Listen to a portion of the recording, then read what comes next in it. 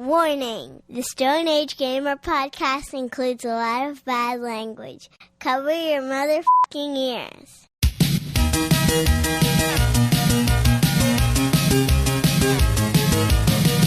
Good evening and welcome to the Stone Age Gamer podcast. I am Kris Randazzo, and joining me tonight is hilariously explosive nightstick Dan Ryan.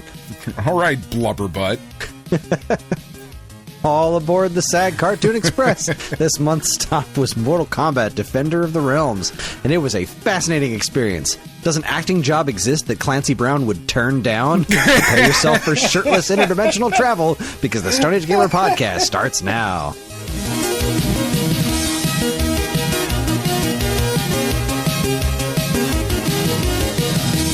Seriously, that man will do anything, apparently.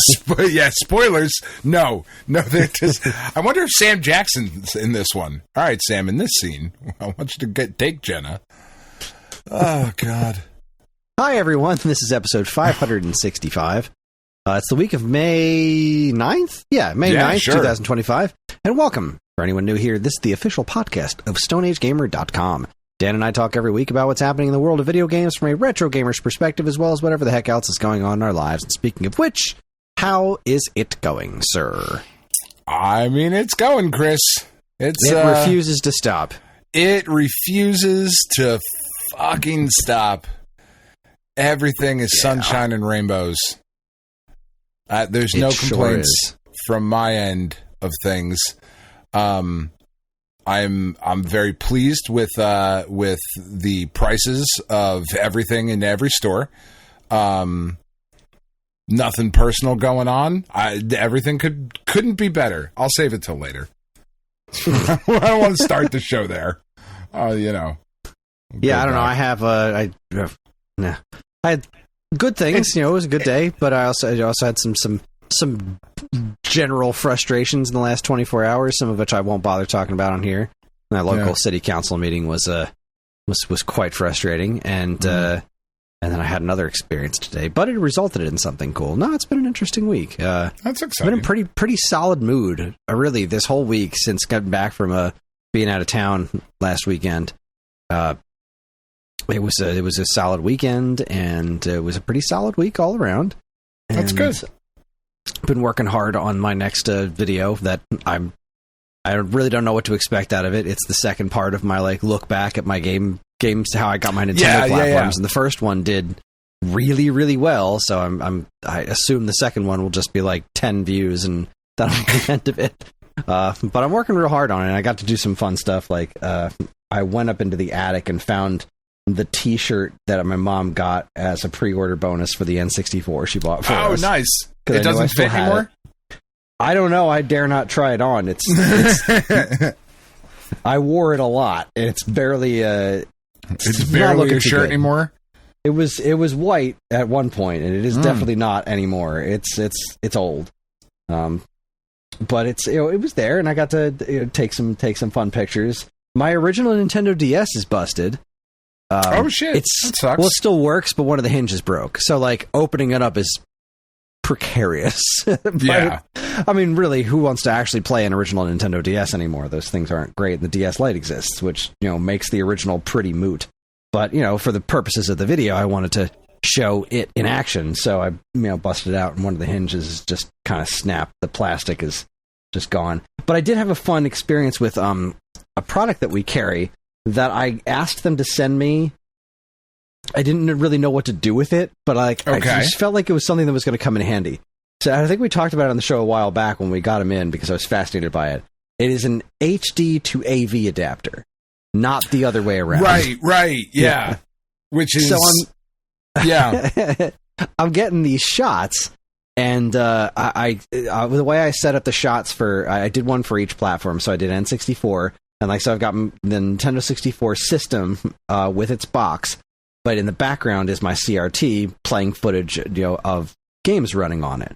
Right. And so I did that, and then I did the GameCube, but then I also did Game Boy Advance and DS on this episode, and I was like, I really don't want to move this shot because I really like it, but the only way I'm going to get footage of these things running is I just need to pull up a YouTube playthrough, and I don't have anything that runs YouTube currently connected to this television.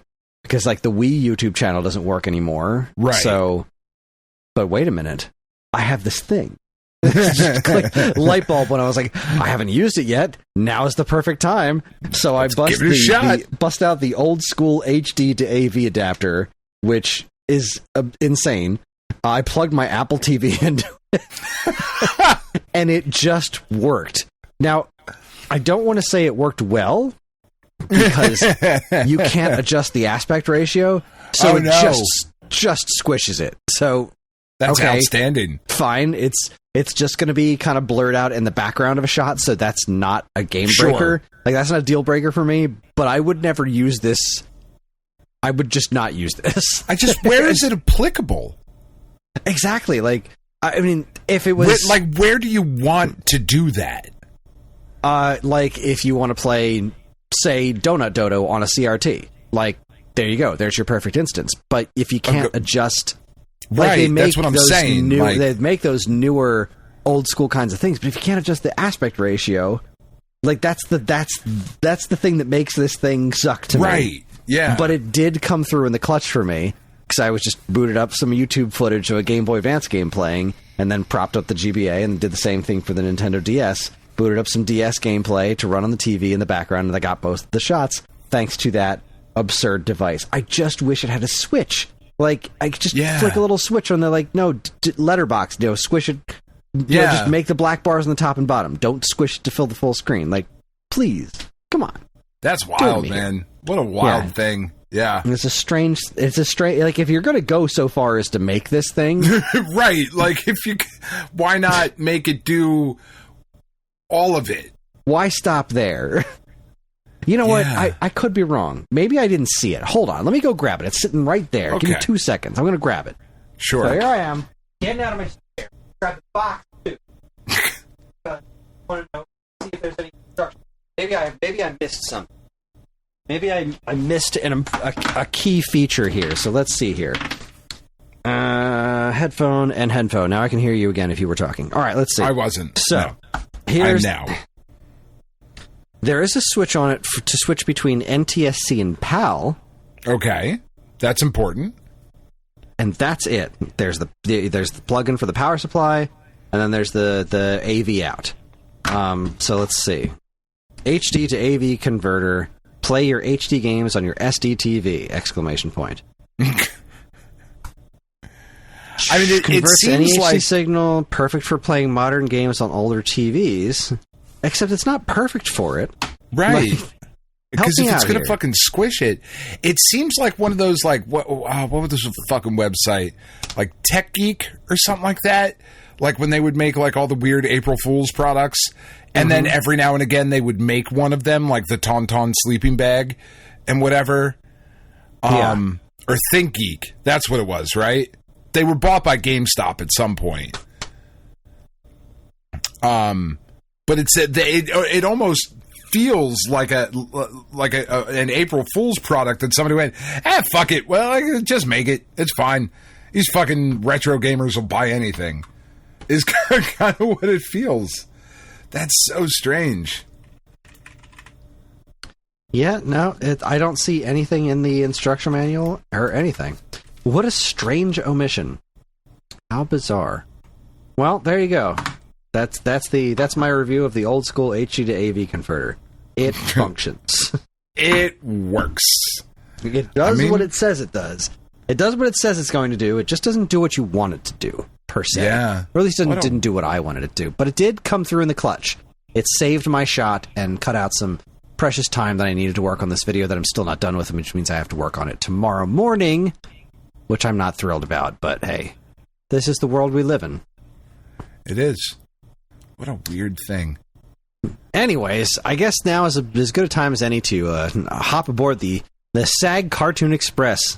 Yes, right. Get your tickets Every month we all we spend some quality time the classic video game related cartoon, and this stop was Mortal Kombat Defenders of the Realm, Season 1, Episode 8, The Secret of Quan Chi, which originally aired on November 9th, 1996. This is the first appearance of Quan Chi in any medium. This is where that character came from. And he has never not sucked. I can confirm Quan Chi is a dumb character in every reality. I like Quan Chi. I do not like Quan. I just think he's a shitty design. I think he's just an absolute shit design. Looks dumb. I disagree. Anyways. I do. He looks like someone or something in this episode, and I can't place what it is, but he looks... Was it handsome Squidward? Kind of, but something else too? I'm not entirely sure. This show's art direction was interesting. Like, it's just... Somebody saw Batman the Animated Series and thought, we could do this with less detail, and then we could focus, though. So that's why that show looks so good, right? There's less detail, so they could spend more time on the animation. But what if we did less detail and also spent no time on the animation? And spent we could literally save no more time. Yeah, this show looks and runs like shit. Yeah. So it's very based on MK3 specifically.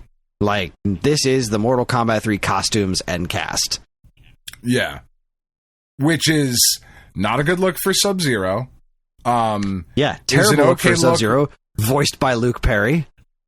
Because why not? Why not? Voiced. I mean, he said 3 things, I think, in the entire episode, and he only had to record it once.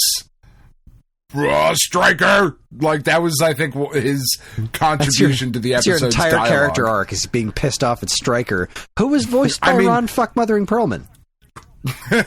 I am also pissed off at Stryker, but, for different reasons, Just because he fucking sucks.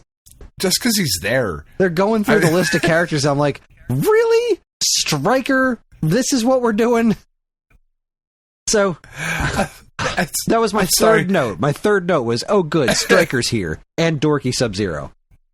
All right, yeah, so I didn't take notes. So I totally forgot we were doing this. Yes. In full disclosure, I literally just watched this now.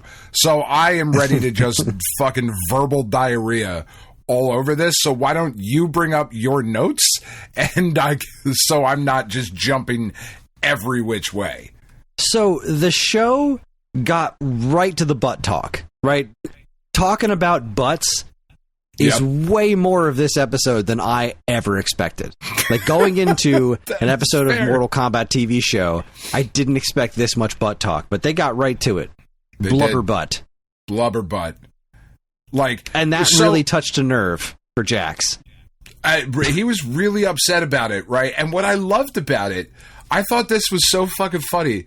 So I'm sitting here and I'm watching it, and Jax starts telling this story because Sonya calls him Blubberbutt. They're training for some reason against each other in a cave.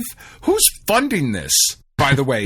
But anyway, I have questions, many of them.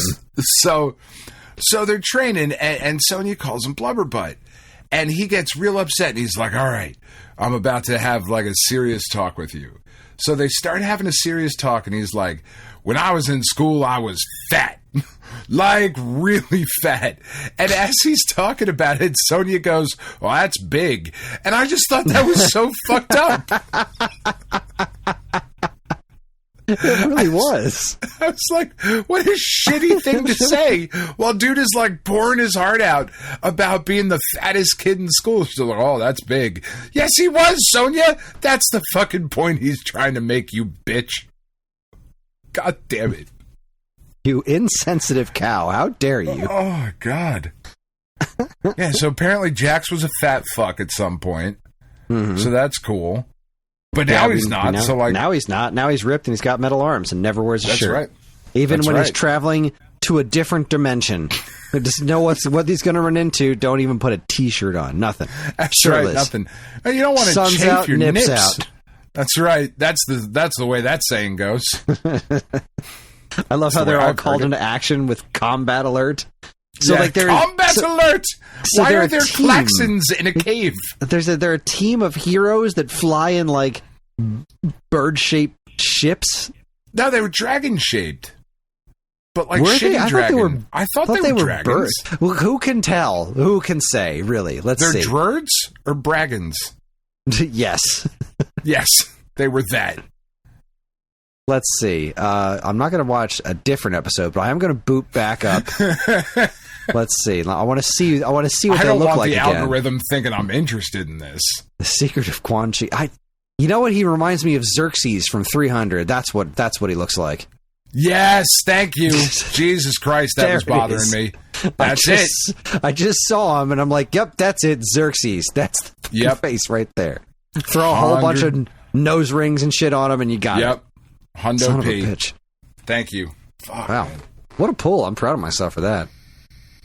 God, Sonya, what a bit. I'm trying to fast forward to the scene, and I just clicked on it, and Sonya just goes blubber butt, and then Jax stands up with his arm bent, pointing directly at her, stares at her for a second. Don't ever call me. Don't ever call me that. Okay. All right, I'm as puzzled as you, Sonya. I'm as puzzled as you. All right, so everybody's here, right? They all gather around the computer in the Bat Cave, the combat cave. Yes, the combat cave. Oh, that's good. I like that. Into that one. So we've got Nightwolf, his dog, who's a character enough to be introduced in the beginning of the show. Yeah. Kitana, Liu Kang, Shitty Sub-Zero, Stryker with his pouches, and Sonya. And this is the team. And and Jax. And then things happen on a map, and then they jump into. Liu Kang says, "We're there." All right, yeah, I guess they are dragons. Yeah, they're dragon adjacent. They're not good dragons. See, they look more like birds when they're flying. See, I'm looking at this shot right here, and they look like birds. Like that's the feet are really giving me bird vibes. I'm going to send you this screenshot that I'm looking at right here, so that you can see what I'm talking about. It's on this really audio-only podcast. It really depends on the shot. Tell me that's not a bird. That's totally that's way more bird than dragon. No, they are bird-like, but the feet are weird. But before that, they were definitely dragon-like. The first shot when they're getting into there, I was looking at oh yeah, those are definitely dragons. Now that you mention it, and then I fast forwarded a little bit more. I was like, no, now they look like birds. Oh, because it's just wildly inconsistent. I'm very disappointed in you, Mortal Kombat. For a lot of these old video game cartoons, they were like, nobody's watching anyway. They spent the budget on the license and clearly the voice talent. On Luke Perry, Jesus Christ, we've got Luke Perry, Clancy Brown, and Ron Perlman in this show. That's insane. That's a nutty voice cast right there. That really is. Anyway, Ron Perlman, Stryker. Way to waste Ron Perlman on the dumbest Mortal Kombat character ever. Freaking Stryker. Maybe they thought it would give him gravitas. So Quan Chi attacks at one point, and he points his snake staff, which then coughs up a snake, which then coughs up other snakes. I feel like there's got to be a more efficient way to attack people. That was so funny. It was just a snake turducken. It's just barf ups the snake, then the snake goes over to the flying skull, opens up its mouth, and barfs up more snakes on the flaming skull.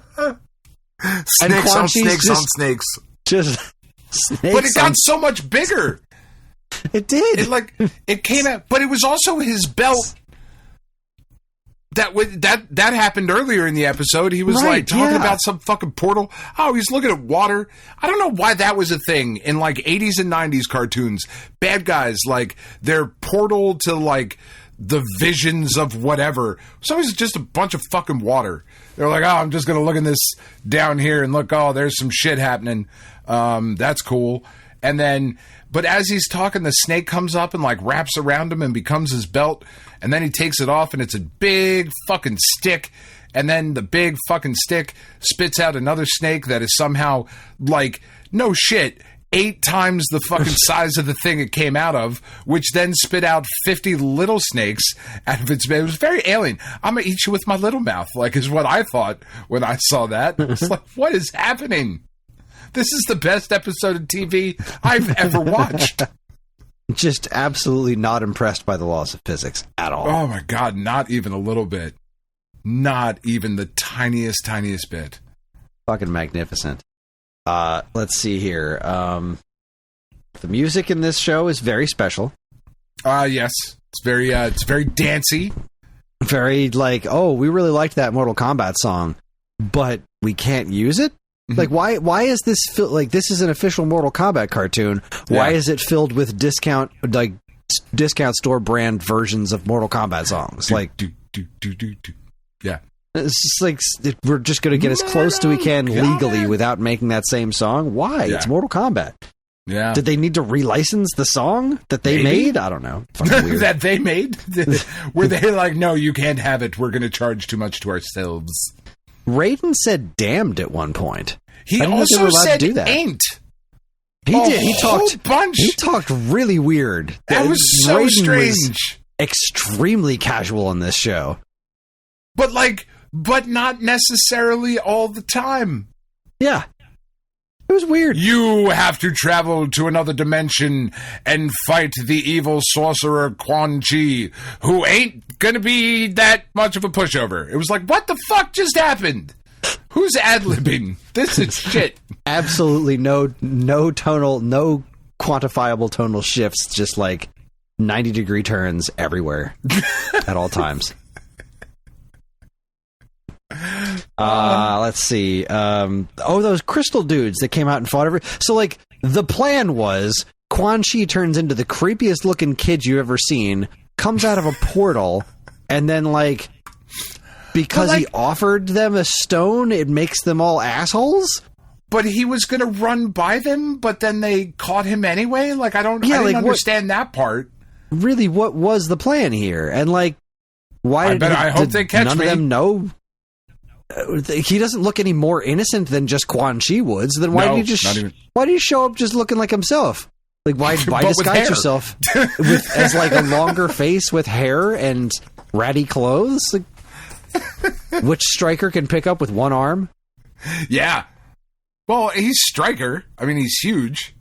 He's jacked. He's got a billy club. Oh my God. I hate Stryker so much. I love that when at the end of the episode, I'm sorry, I am just jumping all over the place. When they got to the end and they're fighting the big fuck off snake, when they like go to confront Quan Chi, everybody's like shooting fireballs and electric bolts, and Stryker just throws his billy club and it just fucking which then explodes, and does nothing to the snake. Well, I've contributed. I'm out, guys. Have a good night. To go. I'll arrest him? I don't know. So fucking weird. So, like, they got to this other place while being pricks to each other, and the blubberbutt thing keeps coming up, because, again, they don't let this go. This blubberbutt is a central plot point to this episode of Mortal Kombat. Very, very important. Very strange. But yeah, they get to this planet, and then they got to fight these, like, crystal rock monsters. Saltera. Like, these things look awesome. Those things look cool as hell. Yeah. They looked very much like, do you know Kristar? It was an old fucking, like, Marvel Comics property. Kinda, yeah. I could kind of picture it. They're Kristar Jace. Yeah. Yeah, they were. I thought this was really cool. I was kind of this is the point where I became concerned that Liu Kang and Jax just couldn't be bothered to put shirts on when traveling to another dimension. Yeah, it was a little weird. You might seem like an oversight. Dress for the occasion. Like, do you even know you can breathe here? Like, yeah, no. It would have been great if they were wearing helmets. Like, they're just wearing gravity helmets. No shirts with helmets. No shirts with helmets. There are a lot of gravity-defying kicks in this show. That was something I noted. Like, there's just a lot of flying kicks, which I guess is kind of true to the game. Yeah. There's a snake that exploded. Stryker threw his nightstick. It exploded. That's the best part.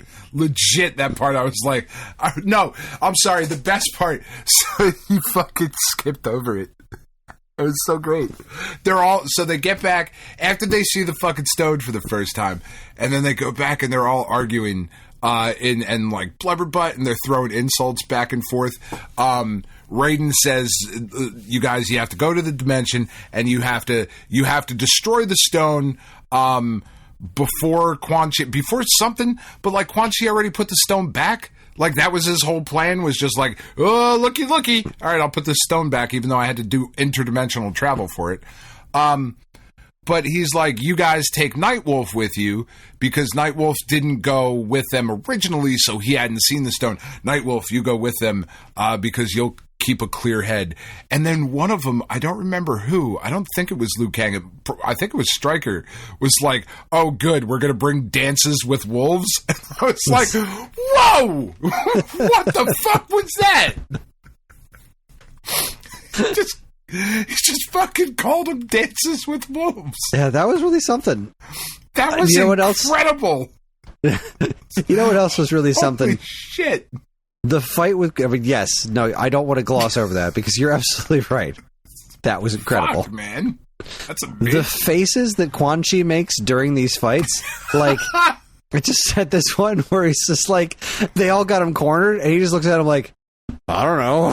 How about this? Do you want one of these? I got one of these. Do you want one of these? Will this do it? I don't know. He's just completely dead-faced summoning this thing. Like, he doesn't look angry, or he literally looks as confused as anybody. And then Nightwolf turns around and is like, oh, wait a minute. Nobody's doing anything to the stone. So he runs over there with his axe, and then everyone's fighting the big fuck you snake, like you said, which is great. But then when he breaks the stone, Quan Chi's face is amazing. It was incredible. There is no way to describe it other than it has to be the image for this episode. I'm trying to capture it as we speak, just the right way, because it's possibly the greatest thing I've ever fucking seen. It looks like something out of Ren and Stimpy. Like it really does. It looks like if Danhausen, who's a fucking wrestler you don't know, but it looks like if Danhausen was like doing shitty fucking Quan Chi cosplay in Ren and Stimpy somehow. Like if all of those things happened, that would have been the on-purpose steps to get to what they did. It is truly remarkable. And it's the most cartoony thing in this entire cartoon. Like, it's super exaggerated like a Looney Tunes cartoon or like Ren and Stimpy. So it's so out of place. It's so wild. But then, it's so weird. Seriously, it defies description. Like, he makes this face, the stone disappears, and he goes, ah! He makes this noise. But then he just stops, glares at everyone, and disappears. It goes away. It's like the worst thing just happened. Like, oh my god! Never mind, I'm leaving. And I'm out. What? I have to return. My planet needs me now. The fuck is happening? It's the best episode of TV I've ever seen. I loved it. I loved every second of it. I know we're taking the piss. It was great. Way more awesome butt stuff than I expected. But oh god, but also not enough butt stuff. Like if you're gonna go that far and you're gonna have butt stuff, you better fucking have butt stuff. But they also like the butts are very specifically not well defined in this show. Like nobody's got back, and really like it would have been great. Packing cake. It's weird. If Quan Chi showed up just with a pack of Cinnabons in his back pocket, that would have been great. But no, like, it's just flat asses all around. That's right. Nobody's milkshake is bringing any boys to any fucking yard anywhere. Nope. They're all stuck in Outworld where they don't have badonkadonks. This was such a weird episode. This was fantastic. I'm very interested in how the rest of the show is, like, because it's gotta just be this. I don't know that I want to watch it, but I kind of do. I'm very curious. So like this wasn't this is awful. It was terrible. It was horrendous. It is by far not the worst thing we've seen. No. Because I was very entertained by it. And even then, like, so close to being good. There was a plot, and it was relatively cohesive. Like, it's not a good plot, but, things happened in an order, and then there was a conclusion. There were, like, weird things, like throwing the nightstick and whatnot, but all in all... And I feel like we skipped a bunch of like plot that should have been in there somewhere because everything seemed to just be moving along in a snappy fashion. Indeed. I feel like that was like a 5-episode arc that they were like, yeah, 21 minutes is enough. We got this. It was so weird. All right, so Mortal Kombat, Defender of the Realms. What was this, Season 1, Episode 8? Sure. I think it was 8. Where were we? Yep, Episode 8, The Secret of Quan Chi. All right, it's definitely better than Darkstalkers. Oh, yeah. Right, no question. Definitely better than Double Dragon, I think. I had more fun with this than Double Dragon. As did I. Is it better than Mega Man? Oh, no, I don't think so. Yeah, Bot Transfer was pretty fun. Yeah. This is pretty fun, too, but like... It's pretty fun, but it's still shit.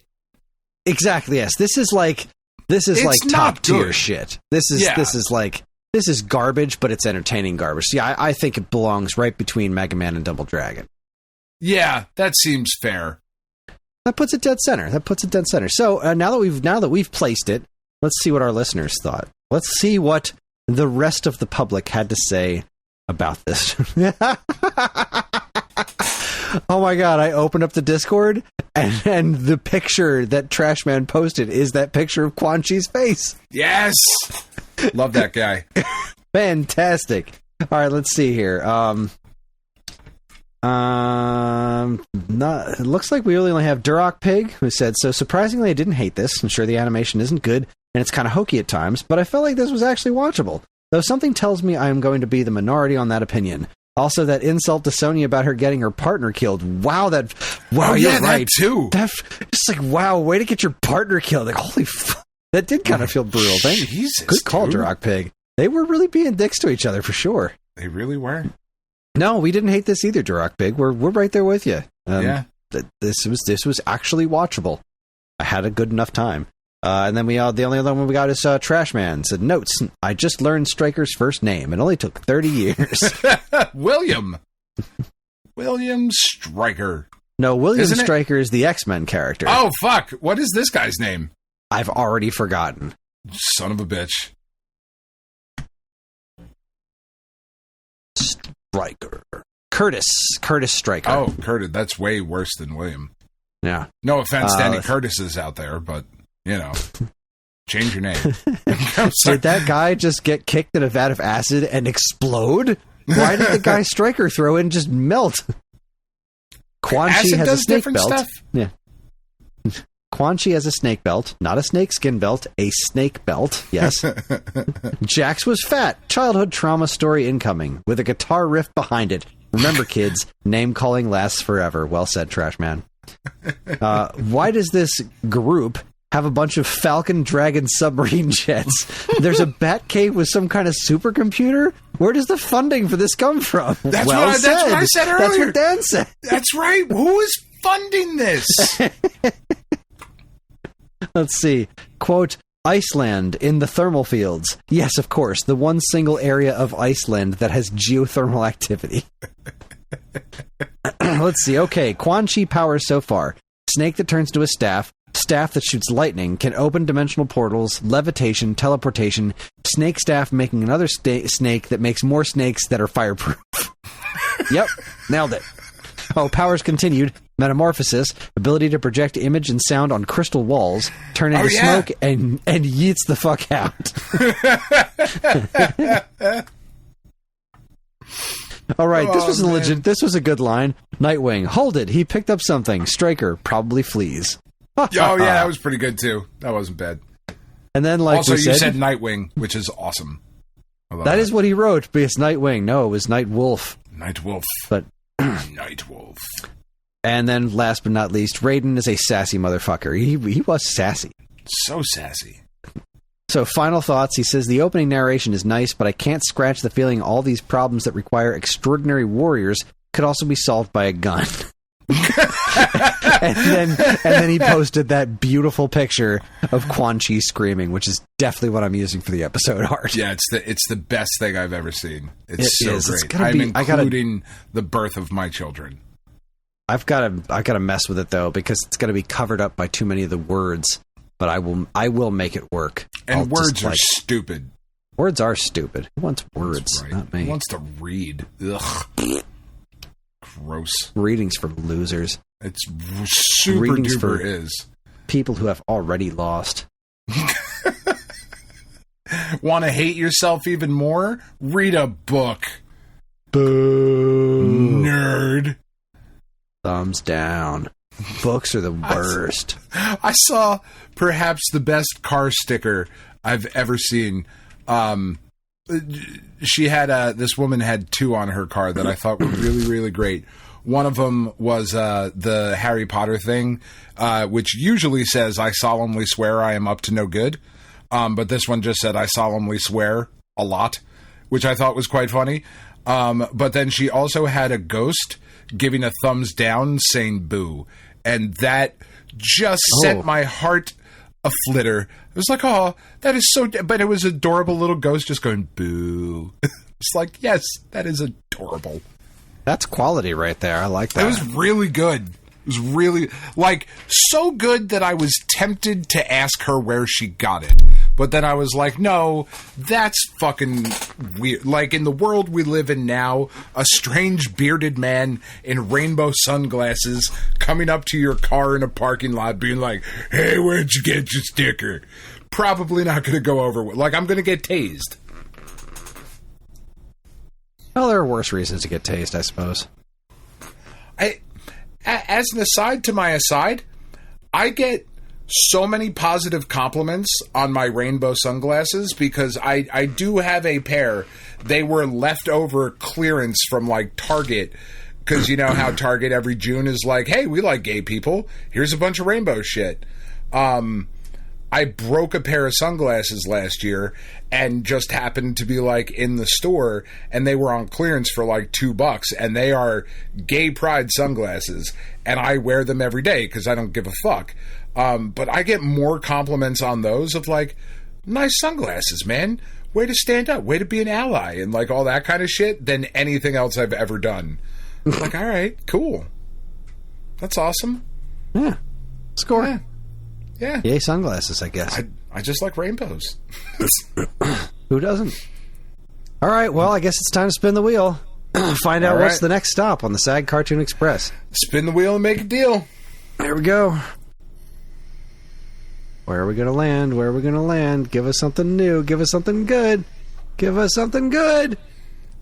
Okay, all right. It's a show we've watched before, but one I'm very interested in.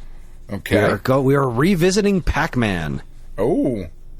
Okay. We almost got the Battletoads episode, but no. Almost. Pac-Man. So let's head back to the Plex and find out which episode of Pac-Man we're going to watch. I don't remember which episode we watched last time, but I can look it up if it sounds familiar. So Sir Chomps-a-Lot? Right. Yep. Okay.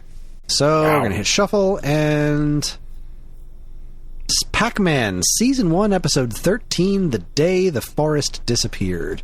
Oh, that sounds exciting. It does. Wow.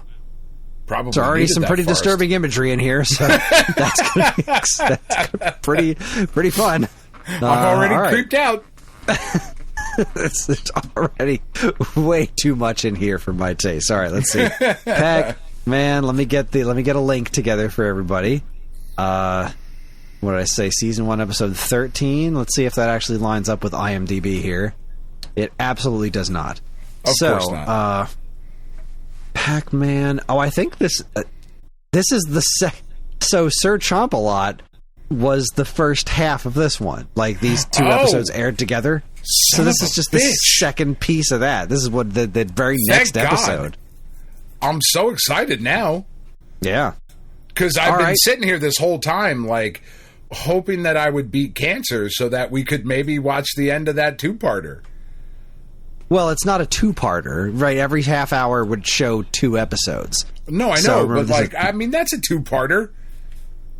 I guess if you assume that they're related in some way, shape, or form, I don't know. Theoretically, they are. And the next... All right, I'll update everybody during the break. So we're going to take ourselves a quick break. When we come back, we can talk about what's new at Stone Age Gamer, what's going on in week-old news. You're listening to the Stone Age Gamer podcast from geekade.com. Stick around.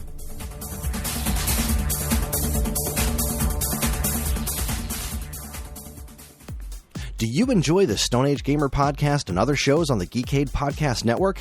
Do you wish you could listen to them sooner than the regular unwashed masses? Do you wish you could contribute in some way? Well, then you should check out the Geekade Patreon. Yes, the Geekade Patreon is a wonderful and very much appreciated way for you to help us pay the bills and keep our shows running week after week. As a Geekade patron, you'll get a monthly podcast topic schedule and early access to nearly every show on the Geekade Podcast Network, as well as access to a patron-exclusive monthly show called DC's Amazing Movie Time from the creators of the Weekend Rental podcast. So head on over to patreon.com/geekade and become a loved and appreciated member of the Geekade Patreon team and get early access to shows like the Stone Age Gamer podcast, this week's episode, Turning Tracks, and a whole lot more. See you there. Hey, I'm Ryan. And I'm Andy. Neither of us are David Crane, but we are the hosts of David Crane's Amazing Movie Time. That's our monthly Geekade Patreon exclusive podcast that covers movies that are cult classics, weird, or just sometimes laughably bad. We ourselves have at least two of those qualities, so I guess it makes sense to hear what we think of those movies in retrospect. You can hear all that and more by becoming a Geekade Patreon supporter. And, as always, be kind, rewind.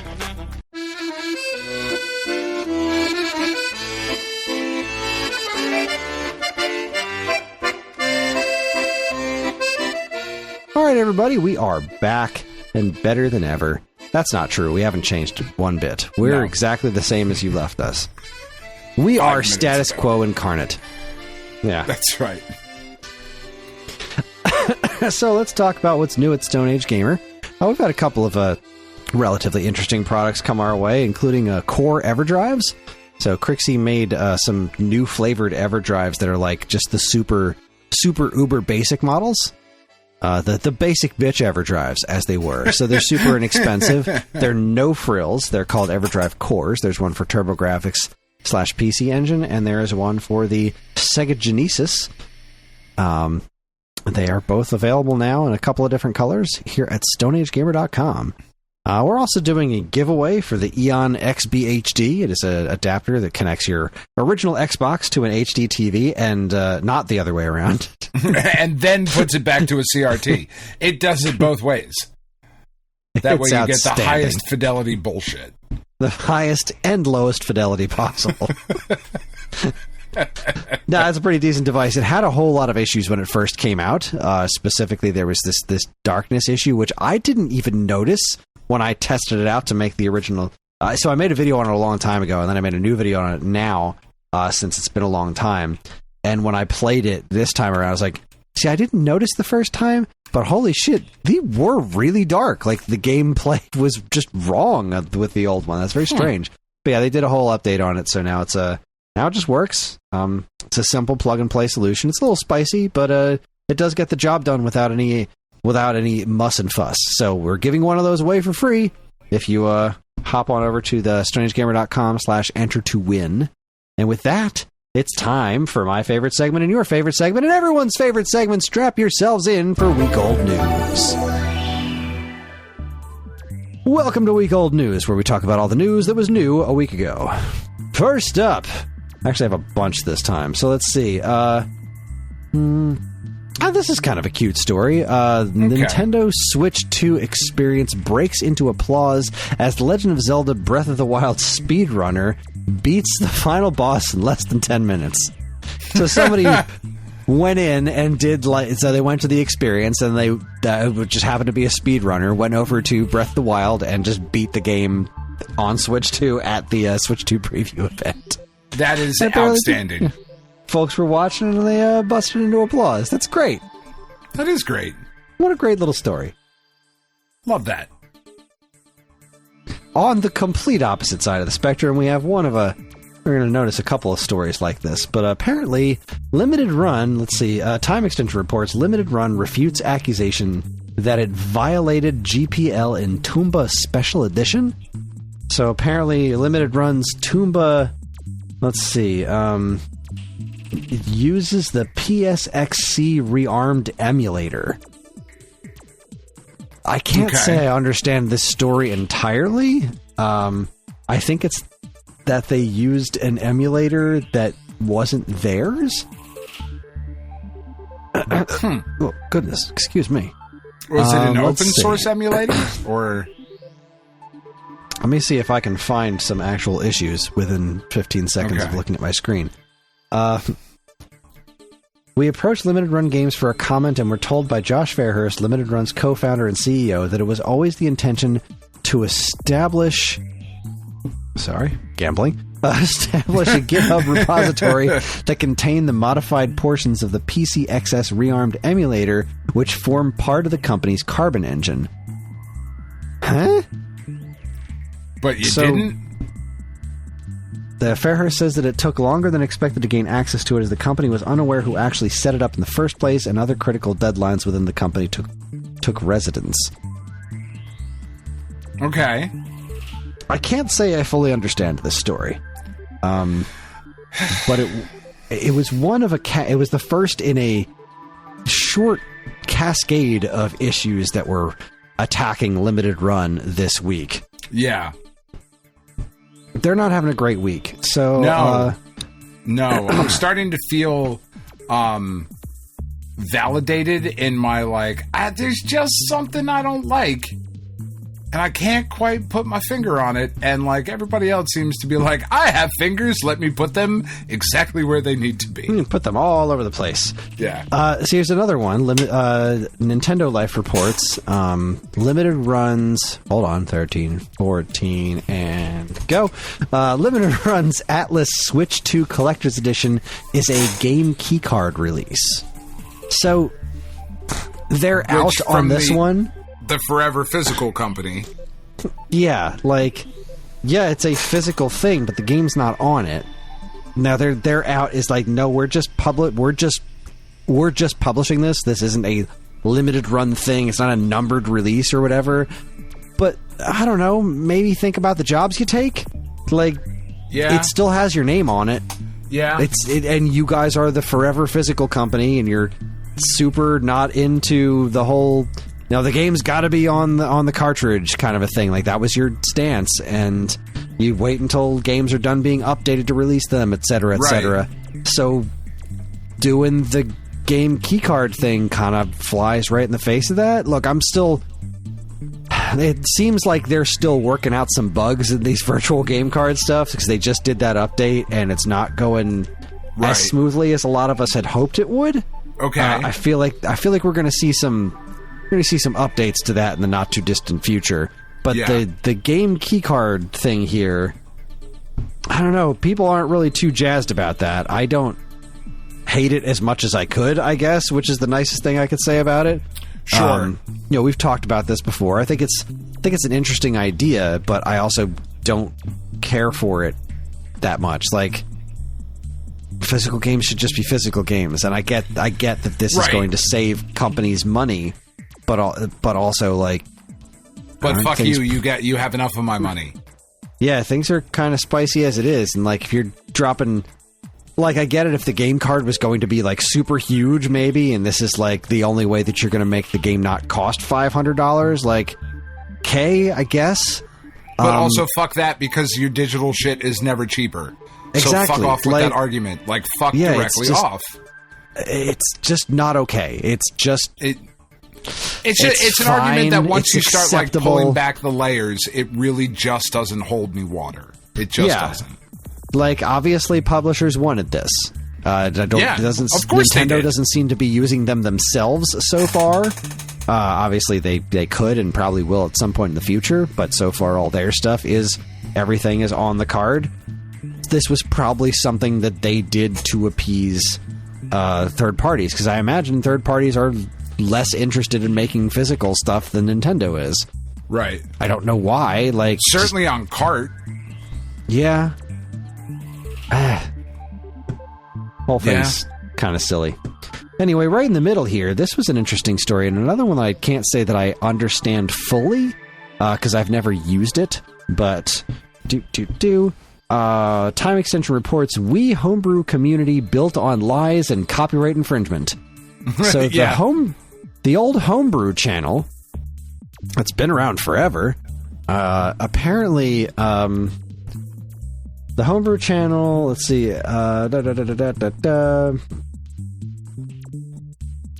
has ceased development after it was alleged that key figures in the homebrew development community stole code from both Nintendo and other open source projects.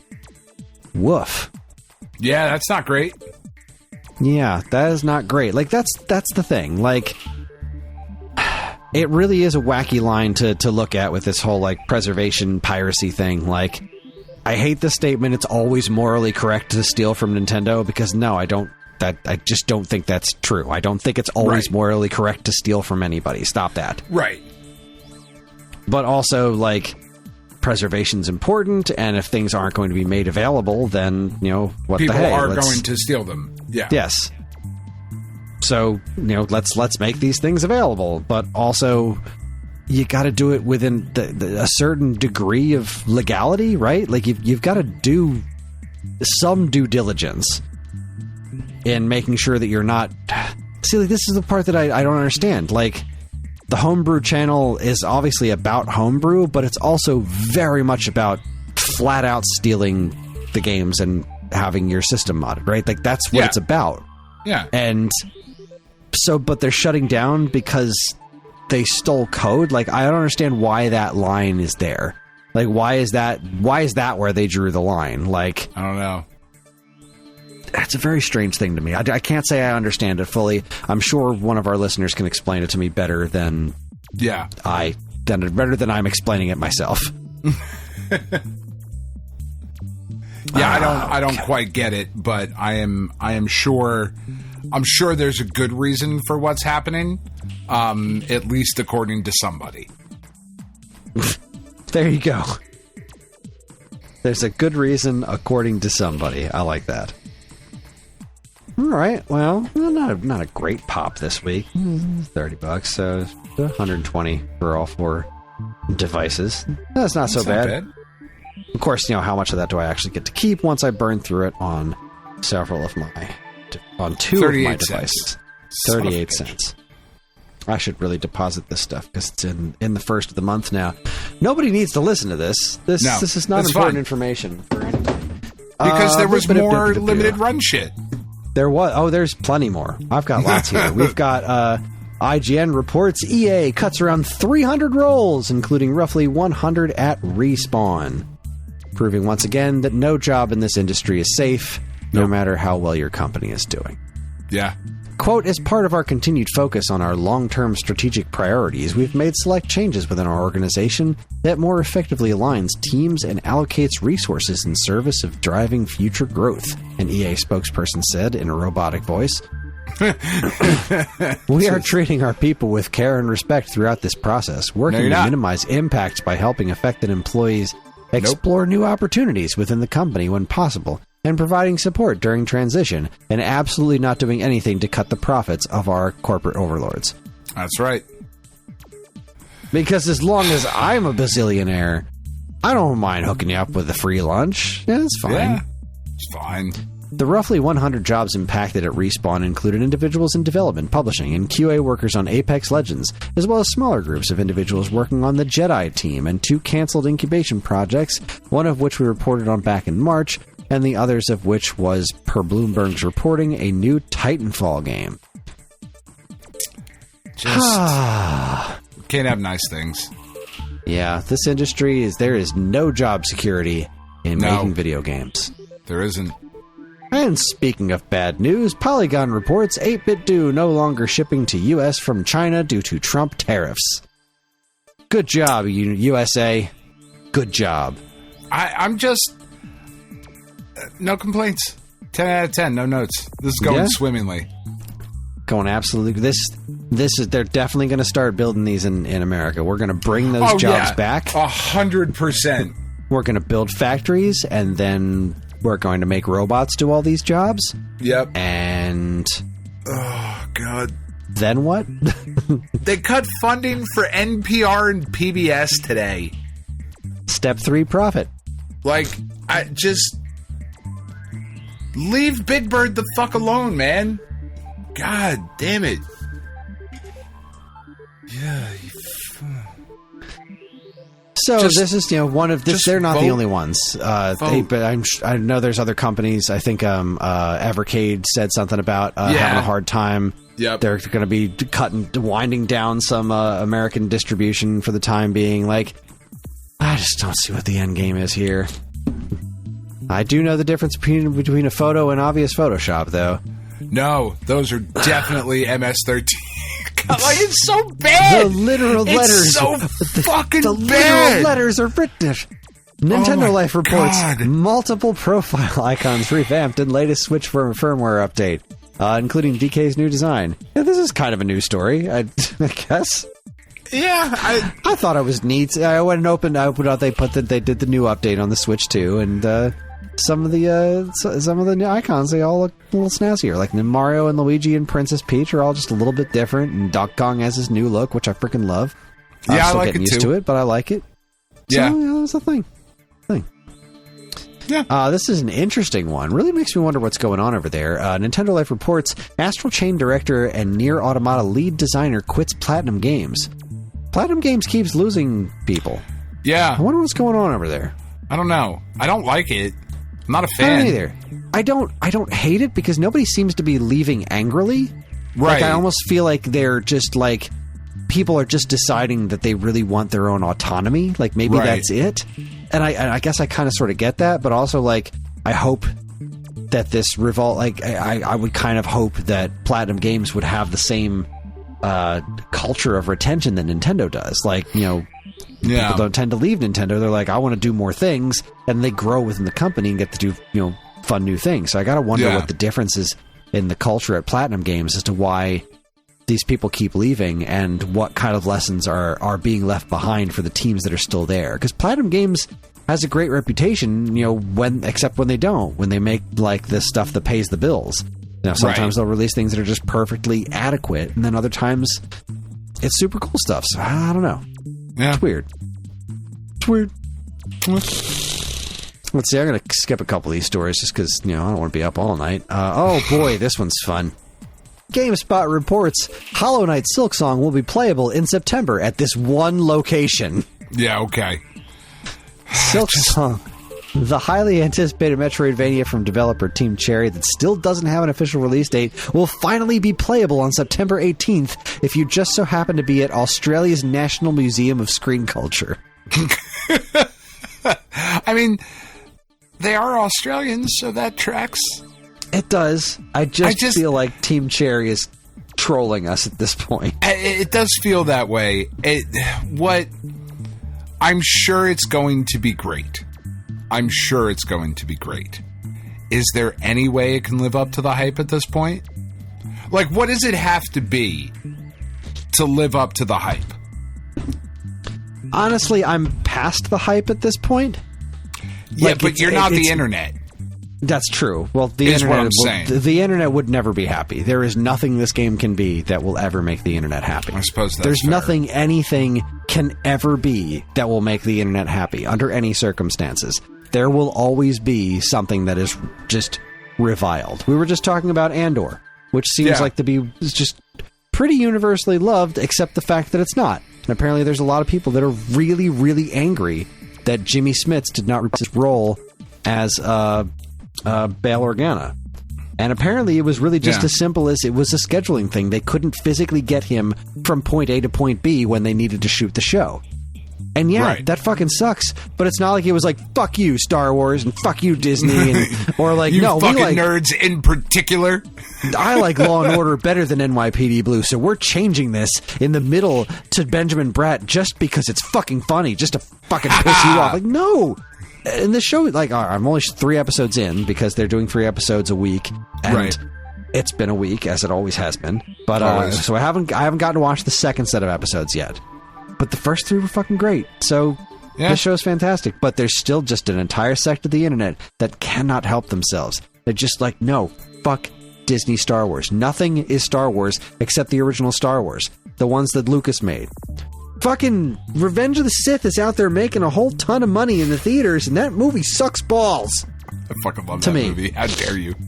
I don't like that movie. I want to like that movie, and I've tried to like that movie, and there are things in that movie that I love, but as a movie... God, there was a sexual assault thing in one of the first 3 episodes of Andor, and the internet is just like, the Empire would never stand for sexual assault like that. Darth Vader would never stand for that. Yes, he would. Darth Vader, who choked his pregnant wife after murdering a room full of children, is going to draw the line at sexual assault. That's right. SA is way too far, Chris. I don't think that's a bridge too far. It is. The Empire that nuked a planet full of civilians, women and children, vaporized every single one of them. But they didn't grab him by the pussy, Chris. Nope. They just killed them. They draw the line there, sir. That's right. The line is it's not something we're used. It's not really something we're used to seeing in Star Wars, but what did you think happened when the camera cut away into torture scenes in the original trilogy? Did you think they were having a tickle fight in there? No. Yeah, I don't know if it was sexual assault, but they were actually torturing people. Yeah, they just put Leia in that bikini for no reason. Yeah, they just thought it was comfortable. It's a desert planet. She's hot. She must be hot. We want her to have good circulation while being chained to the giant sex slug. Yeah, come on, guys. Come on, just fucking open your eyes. I get it that we're not used to actually seeing it in Star Wars, and I understand that. I don't even know if I would say I understand that as a criticism, but that's the tone of this show. This show has always been that. This is not Star Wars for kids. This is an attempt at a more That was Skeleton adult. Crew. Yeah, which was fucking great, by the way. It was fucking great. But, that's the thing. All of this shit, it can be... there are things that can just be made for kids. There are things that can just be made for adults. And both of those things can contain fucking space wizards. It's okay. It's all right. There's a sect of the internet that hates Andor because it doesn't have the space wizards. Why aren't there Jedi? Why isn't there Force stuff? Because the Force exists in this universe, but these aren't characters that are... It's okay to tell stories about characters who aren't Force sensitive in the Star Wars universe, because it's still fucking interesting. There's still robots and spaceships and all kinds of fun stuff. Fucking hell. And again, it may sound controversial. You could... Shut the fuck up. Everybody's doing it. Now you can too. Doesn't cost you a dime. Anyway. Or you could have a podcast and never shut the fuck up like the two of us. Just stay up all night long, specifically not shutting the fuck up. Specifically not. Oh boy. Kotaku reports fandom blows up giant bomb. A cornerstone of gaming is in shambles following interference from the wiki farm.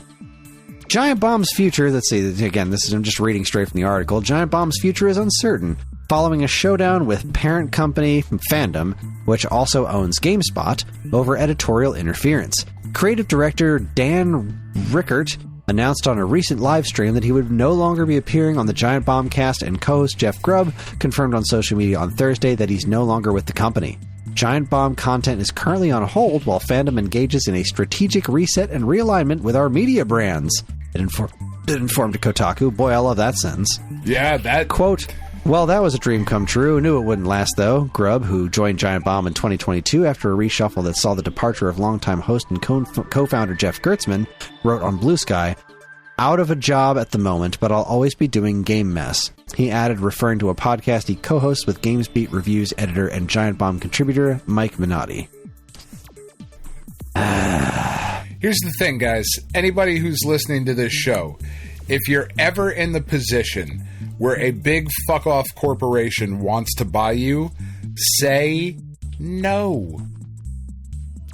Just say no. If you're successful enough, if this if this show, there you go, edit that out so I didn't sound like a fucking mumbling asshole. If this show ever got to the point where an outside company was like, hey, we'd like you to join our network of blah, blah, blah, my first reaction would be eat a dick. And my second reaction would be, never mind, I take that back, eat a bag of dicks. Like, no, I'm not. If we get to that point where somebody's interested, then what we're doing is the right thing. Even if we don't get to that point, I still think what we're doing is the right thing. But you got big enough and successful enough to where somebody wanted to buy you. It's never going to go well. It never has. It means that it's possible that, no, we probably wouldn't make, like, say somebody offered us $1 million to buy Geekade. Nope. Well, that means that I could probably make money off of Geekade at this point. So then I'm going to try to do that. Yeah. Yeah. Because it always goes poorly. It always goes poorly. And I get it. I get the allure of bigger branding and funding behind it and all of those things. But, like, when has that ever worked out? Like, I don't know, man. It just never has. It never fucking has. I mean, I guess Disney buying Marvel worked out pretty well for him. But they were already a pretty big corporation to begin with, so I don't know. But I would argue that the Disney Marvel stuff, while it has been good, is not as good as the pre-Disney stuff.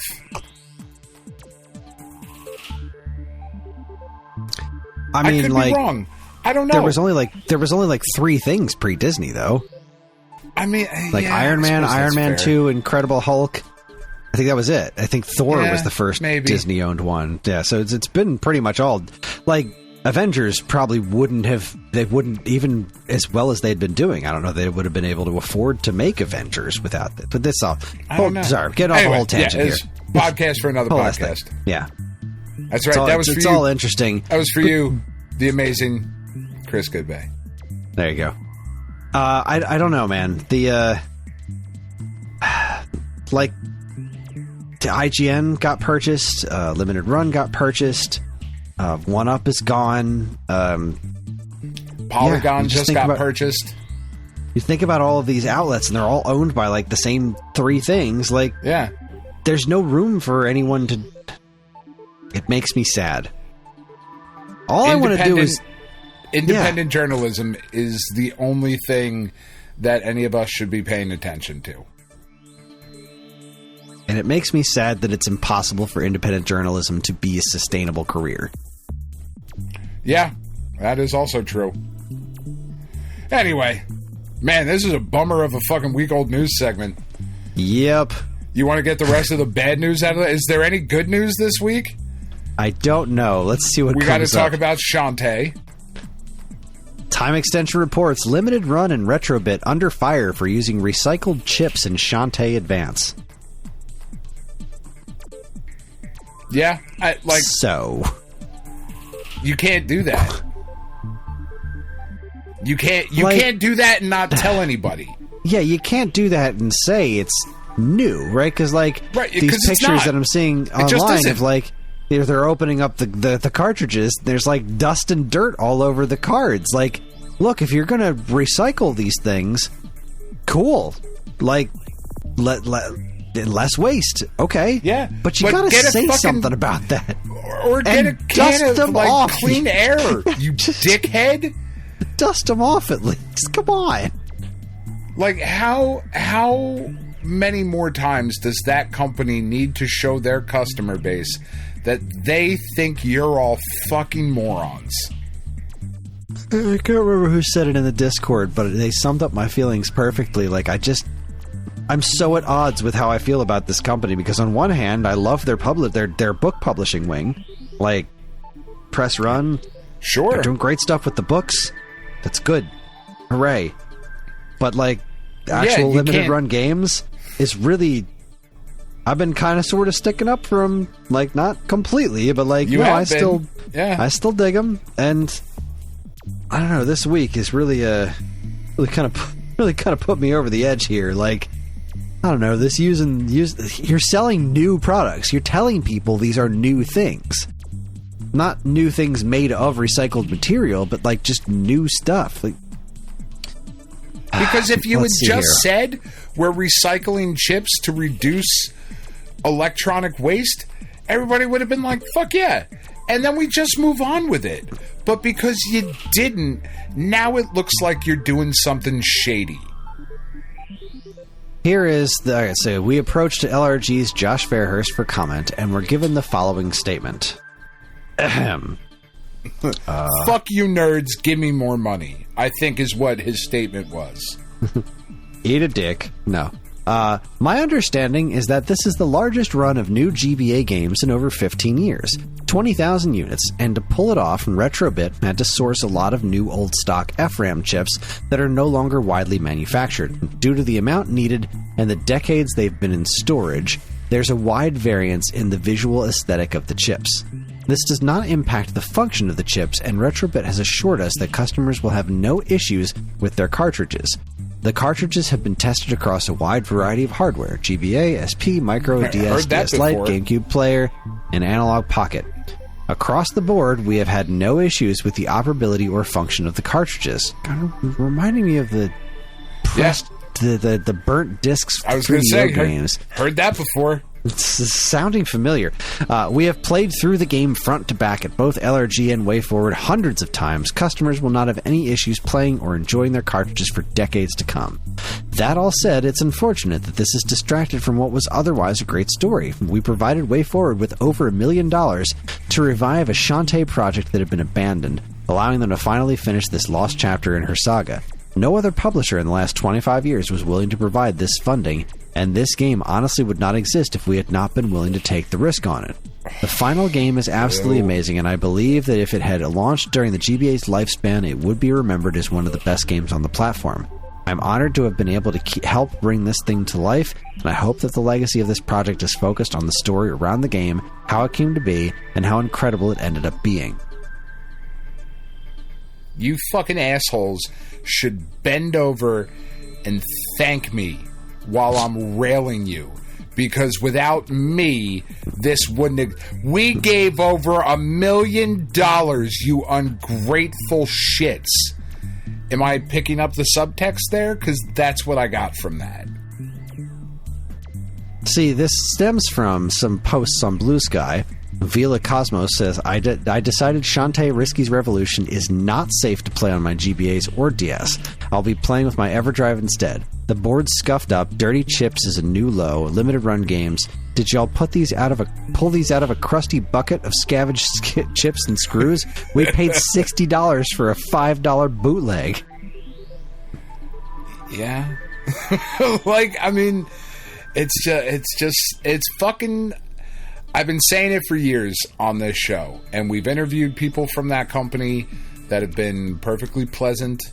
But I've been saying it for years, and I haven't waffled on it. There's always been something, to me, fucking shady and scummy about them. Recycling such chips isn't a new thing. It's quite a common practice in China and can result in components being obtained for much lower prices than when buying new ones. However, as noted by Video Game Esoterica, the chips present in Shantae Advance Risky's Revolution are still being produced and can be purchased in bulk for commercial releases. Given that the game retails for $60, some customers have voiced their frustration that new chips weren't used. Yeah. See, I think that's the most damning thing. That's the most damning piece of it right there.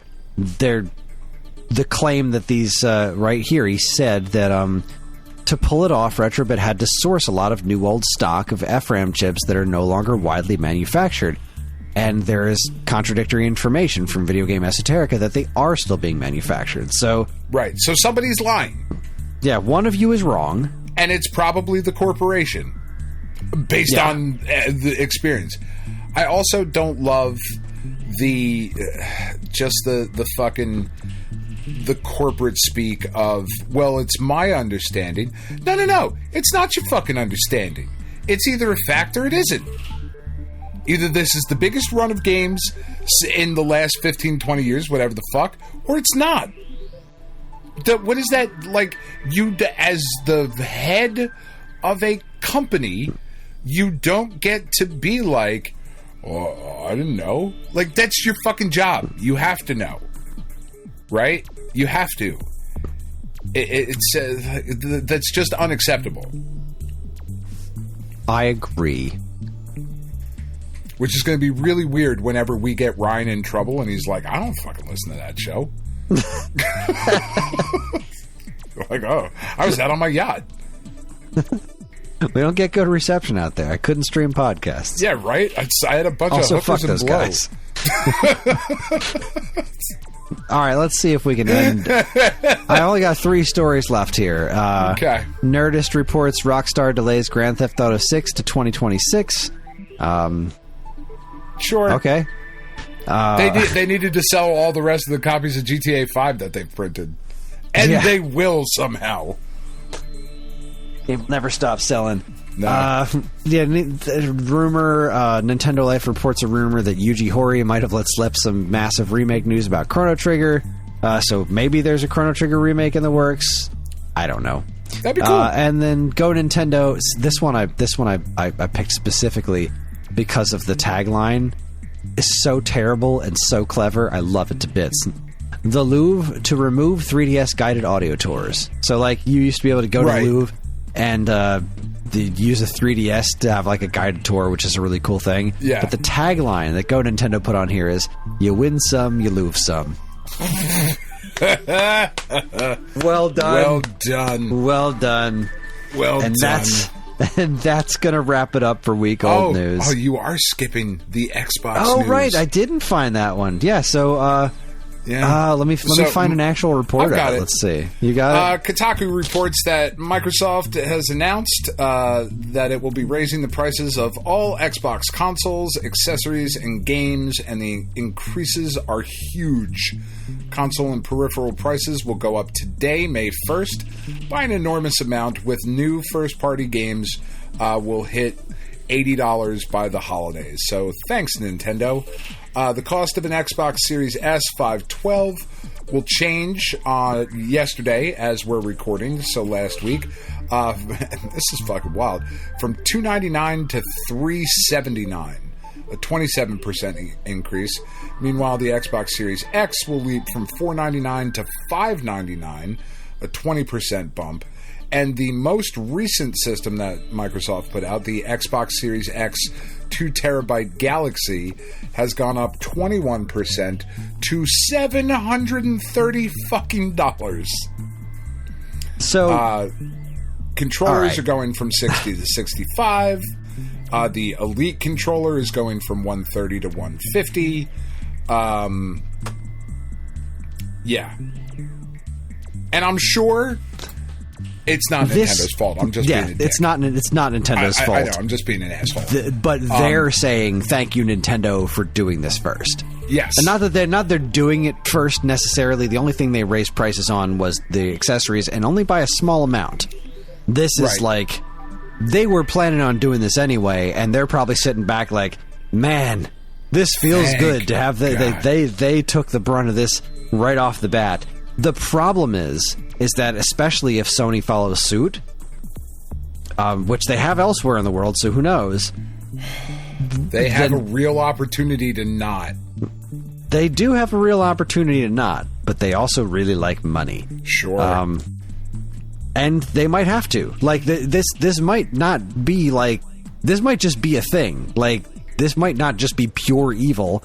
It's evil. Like, don't get me wrong. There's greed involved here for sure, but it might not be like might not be 100% that. Like, they might just be like, well, we have to charge more for these things because everything costs more, right? That's going to happen to everybody. But like we were talking about how the Switch 2 at its price was like, well, now you've put yourself in direct competition with everybody else. But if everybody else ups their prices, then all of a sudden we're back where we were again, and Nintendo comes off looking just fine. which is insane. And like again, the games being $80, this was inevitable. It's ridiculous that it's happening so fast after just getting used to the standard 70 prices. But like, we've all kind of come. I think that most people have come to the conclusion, looking at the games that are going to price this. I do think that, to an extent, I'm not 100% on board with it, because there's no way they're not going to abuse this. We've already seen them do it, I think. Nintendo whole variable pricing thing makes the most sense. Like, okay, this is a thing that we are going to need to support for X amount of time, that we put X amount of dollars in, blah, blah, blah. We think this game is, the value for what we put into it is worth this. Whereas, like, so Mario Kart, that game is going to be an ongoing thing. There can be online servers, etc., etc., etc. Donkey Kong is a contained thing, so that's going to be this price. You know what I mean? So if they're going to move forward with that kind of variable pricing instead of this, no, every game comes out at $80 now, like, end of story. They're going to keep approaching it as a variable pricing thing. That could be okay, except that we also just got Donkey Kong Country Returns HD, an extraordinarily low effort port that was selling at full price. So they don't have the greatest track record here, so I can't say I trust that to be the case going forward, but at least it is possible that it could be the great case going forward. Though in the Xbox situation, I could feel pretty confident in saying, no, all first party Xbox games are going to be $80 at the fuck least. Yeah, at the least. At the very least. Grand Theft Auto 6 is going to be $100. For any one of our listeners that is eagerly anticipating that game, which I am sure there are a few, I will be fucking shocked as shit if that game is not $100. I think it's going to be $90. I think that story out there in the world of it being $100 next year? Yeah, I think that story about them being $100 is like just the primer. They were like, all right, let's let everybody talk about how absurd $100 is. So when we come out at 90, it's not so bad. So we look like the fucking heroes. That's my guess. I mean, maybe that is certainly possible. And either that or this delay is to help facilitate the $100 price point. Just be like, let's let it cook a little bit longer. Yeah. And because everything's going to get worse, and then we can just look at everything else and be like, you see how everything's on fire right now? That's why this is $100. That's why this is $129.99. Yeah. I mean, it's just... And look, like, we've talked about it before. Like, it's weird that video games have stayed the prices that they have for as long as they have. But it's also weird that, like, everything... Like, what Sony has done for so long, up until, like, really Astrobot, is, like, everything has to be this gigantic, fucking massive AAA bullshit. You know, and I'm not saying that those games, that there's not a place for them, because I am so fucking excited that Ghost of Yotai is coming out on my birthday. Like, they were like, here you go, this is just for you, dude. Thanks. You know, and that game's going to be $70, and I'm super fucking excited about it. And Metal Gear Solid Delta is going to be $70, and I'm excited about it, and Death Stranding 2, and all of that shit. But Blueprints, which we haven't started yet, is apparently one of the best games of the year already, and that was free on PS Plus. And one of, like, my favorite new game that I've played this year, which we'll talk about a little bit in the next segment, South of Midnight, was $40. Like, I am so fucking happy that I have a Steam Deck. I'm so fucking happy that I have a Steam Deck. Because there's so much I want to play on there. And it's not fucking going crazy over there, because the indie games that I am super excited about, and like the smaller publisher, like not necessarily indie game, but not AAA studio stuff, is not crazy expensive. Like, I'm very, very happy to be in that ecosystem currently. Because my PlayStation purchases are going to be a lot less this year. You know, it's just, it's fucking wild. It's what Microsoft charging $730 for this 2 terabyte thing. Like, that's fucking bold. Like, that's a spicy meatball. People are already not buying your system in the numbers that you would like them to. So, okay. But also, everything is an Xbox? I don't fucking understand. I just imagine if Sony doesn't do it. Imagine the world we could live in where Sony is the good guys for once. I just wonder how they afford it. Like, their Pro is already. What's the PS5 Pro? 700? I think so, yeah.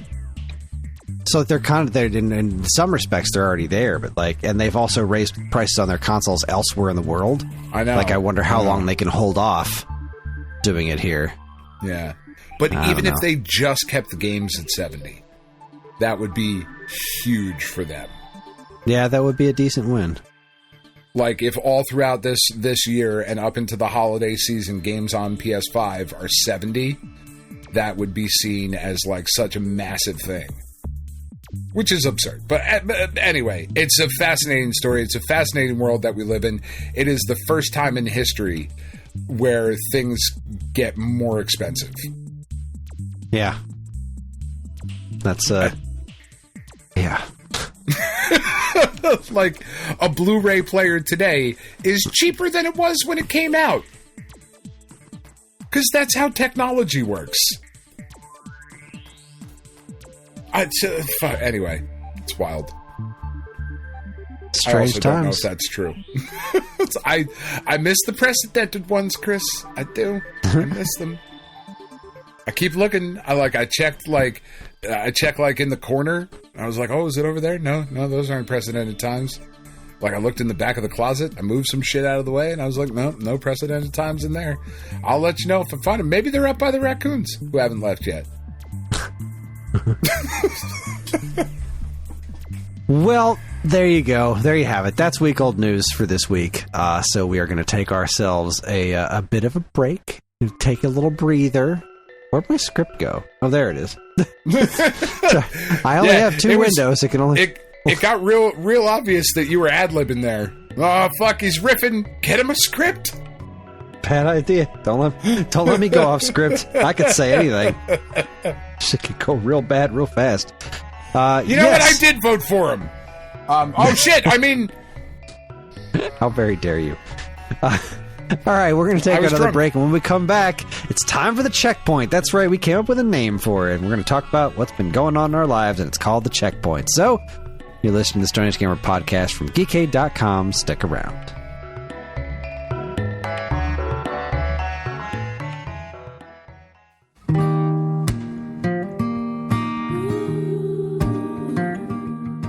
We are Safe at Home, the leading dog rescue in the heart of New Jersey. Are you searching for a loyal companion, a dog that will bring love and joy to your home? Look no further than Safe at Home. At Safe at Home, we believe in giving every dog a second chance. We rescue, rehabilitate, and find loving forever homes for dogs in need, right here in the Garden State.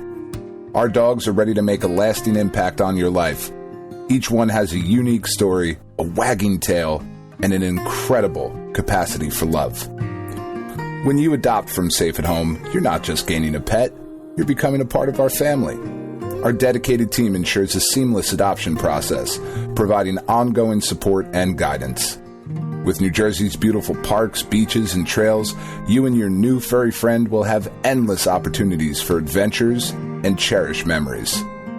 Safe at Home relies on the support of compassionate individuals like you. Your donations and volunteer work enable us to continue saving lives and finding forever homes for these amazing dogs. Join us in creating a safer, happier community for dogs in New Jersey. Together we can make a difference and give every dog the chance to feel safe at home.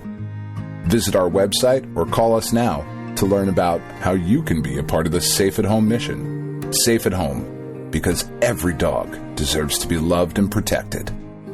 www.safeathomerescue.org.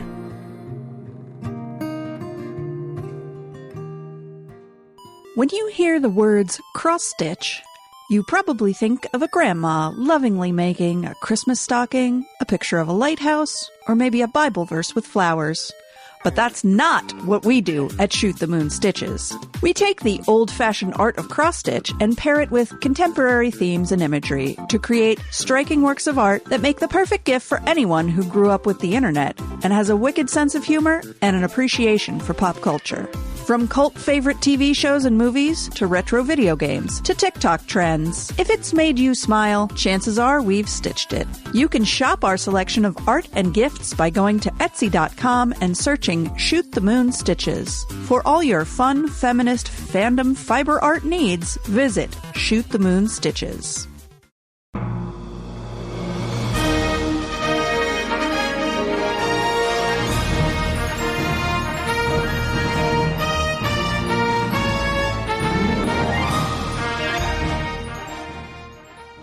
All right, everybody, we are back, and it's time to check in at the checkpoint. Checkpoint! So where Dan and I talk about what's been going on in our lives. So, I am filled with unyielding rage right now. So, okay. why don't you go first?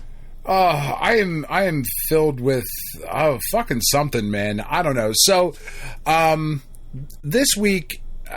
I've been saying it all week. It's been a long month this week. It's May 2nd as we're recording this. This has already been the longest May of my life, including last year, which is impressive. So earlier this week, we found out my uncle, who is an old man, uncle by marriage, but like he's in his 80s. He has this weird fucking disease. I don't know what it's called because nobody's ever heard of it. Like it's one of those weird diseases where it was like, so Uncle Harvey has like Spielkus in his Galapagos-oink, and it was like, fuck, nobody knows what that is. There's like 4 doctors in the world that specialize in it, and one of them happens to be in Philly, so he was going to UPenn to get treated. But it's just that he's getting these horrible, painful blisters and all of these things, and his kidneys are being affected, all of this shit. So they checked him into the hospital this week, and they were like, "Oh, we're gonna do a surgery on your foot. You've got an infection in your bones. It started in the foot, so we're gonna go ahead and do that." His surgery was this morning.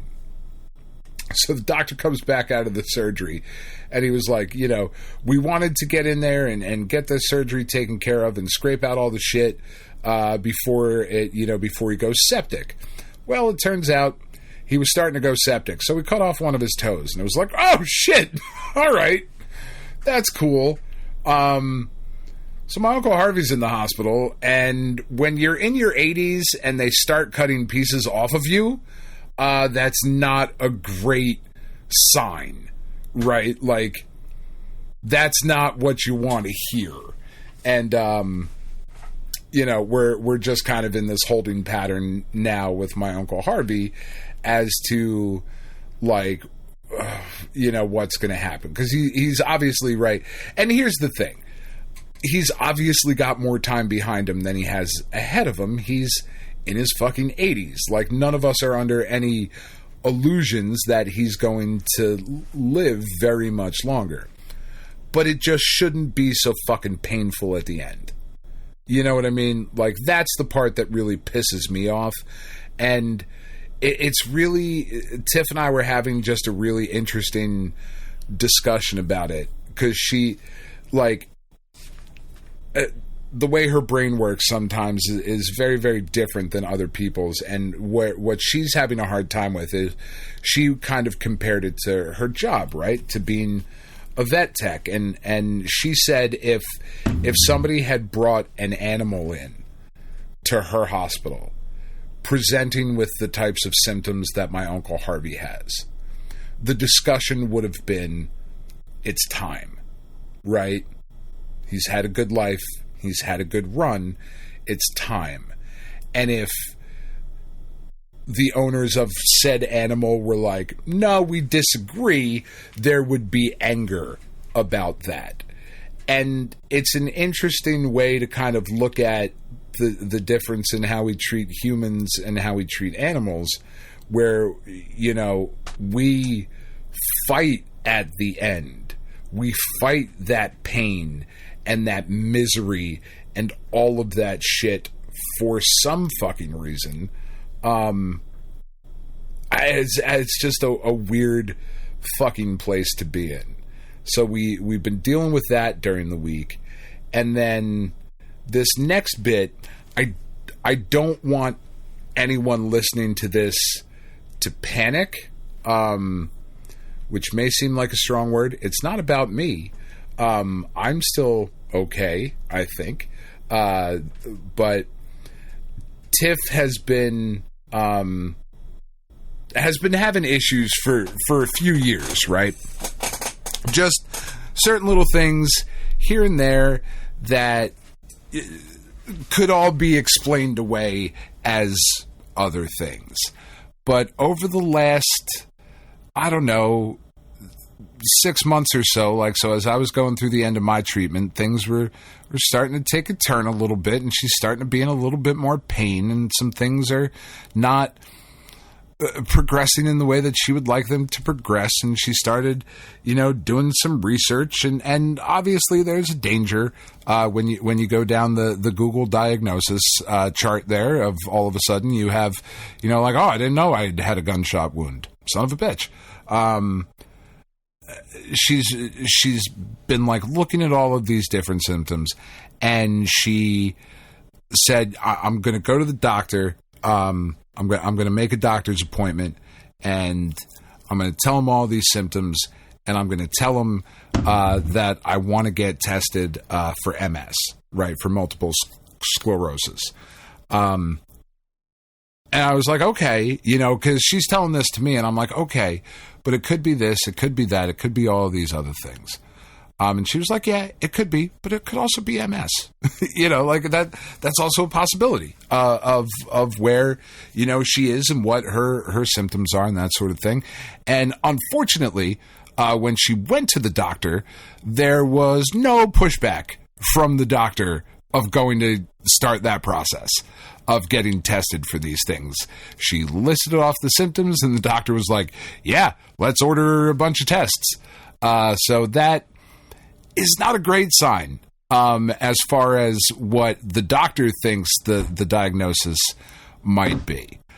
So next week, and I don't think I'll have any updates by the time we record next Friday. But next week, Tiff has she has a couple procedures going on next week because she hasn't gone to the doctor in a while, and I finally broke down and just made the appointments for her.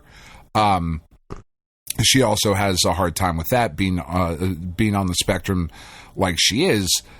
She has a hard time calling and making appointments, right? Which is just a really inconvenient thing when you need to be able to call and make appointments. But neither here nor there.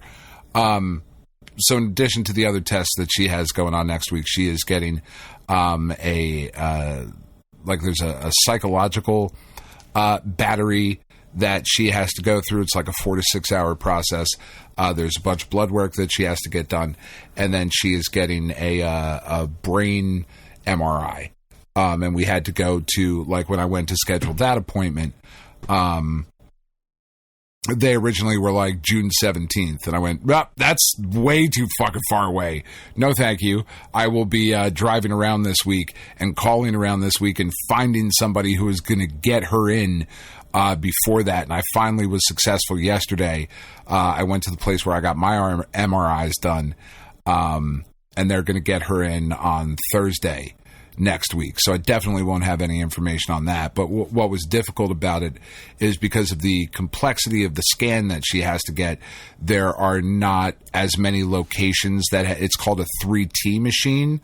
I don't know what any of that means. I just know when me and my new best friend Susan, when I was talking to Miss Susan yesterday and we were looking through the list, I saw like a 1 and a 1.5 and then a couple places that had a 3. And I was like, all right, I don't know what any of that means, but here's what we can do. So I was able to get her an appointment for next week. So it could be a number of different symptoms that are all kind of coalescing at the same time into this thing that is presenting as MS when it's not MS, which is actually what Tiff is more scared of right now, of like, if it's MS, okay. That changes things, not dramatically at the start, but it does now put a name to the problem, and now the problem can start to be worked on, right? Like, the effects of MS can be dealt with in various things, and if they're covered by insurance, that's very, very different than if she's just like, this thing hurts, or this thing doesn't work, or this whatever. So that it offers us a path forward with help and support, which is a good thing.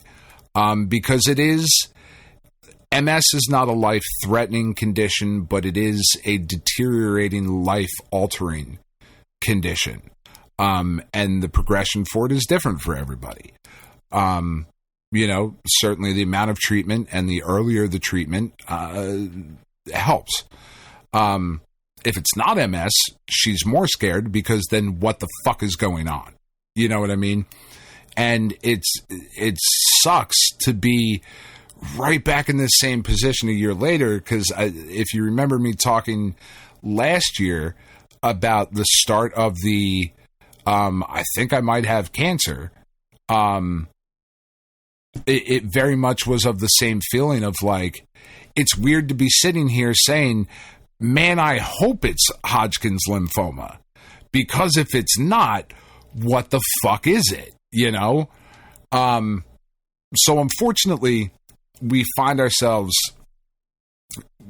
kind of back in that position of trying to figure out, what the fuck is going on with Tiff.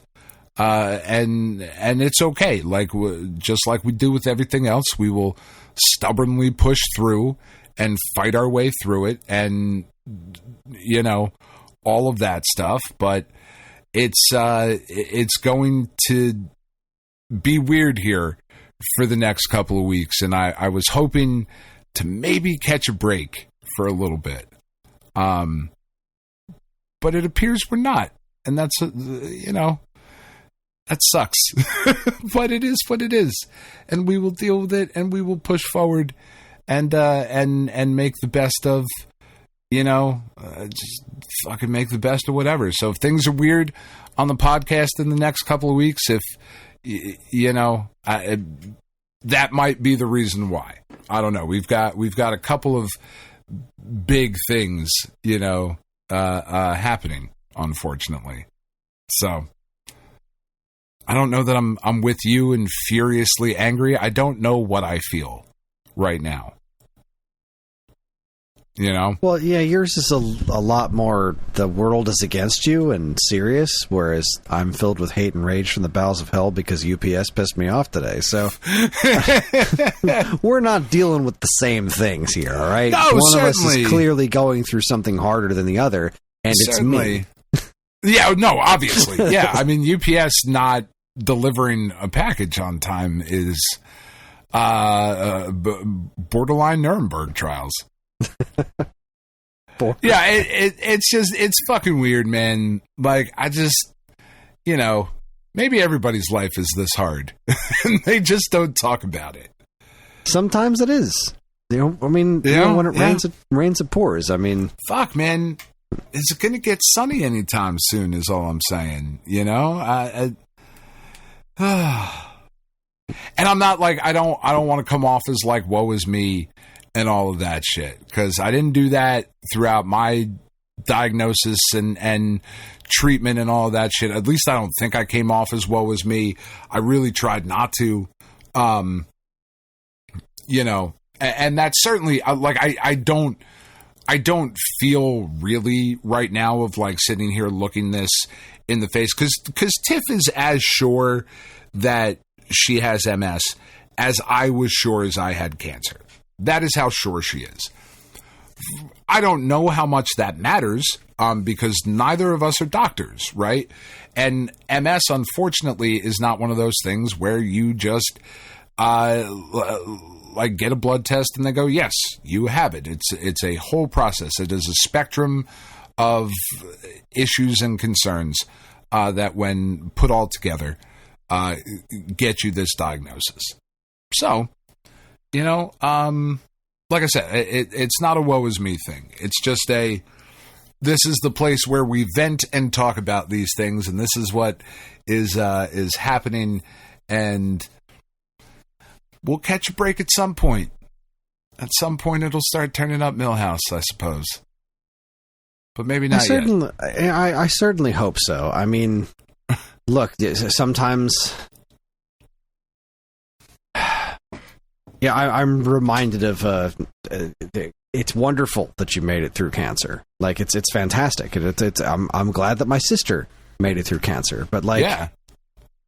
There's one of my closest friends for years, a friend from high school, my friend Julie. Yeah. She fought cancer for like 12 years and then lost. Yeah. Like, it just never went away. Like, it was never like, you know, and she kept attempting to get on with her life and stuff, and then she just didn't. And that's fucking terrible. So, like, I always look at situations like that when I take stock of what's actually going on around me to try to be like, well, obviously it could be worse, and but even though it could be worse, it doesn't mean that it doesn't fucking suck. Like, it doesn't. You just went through all this. Like, you just finished this.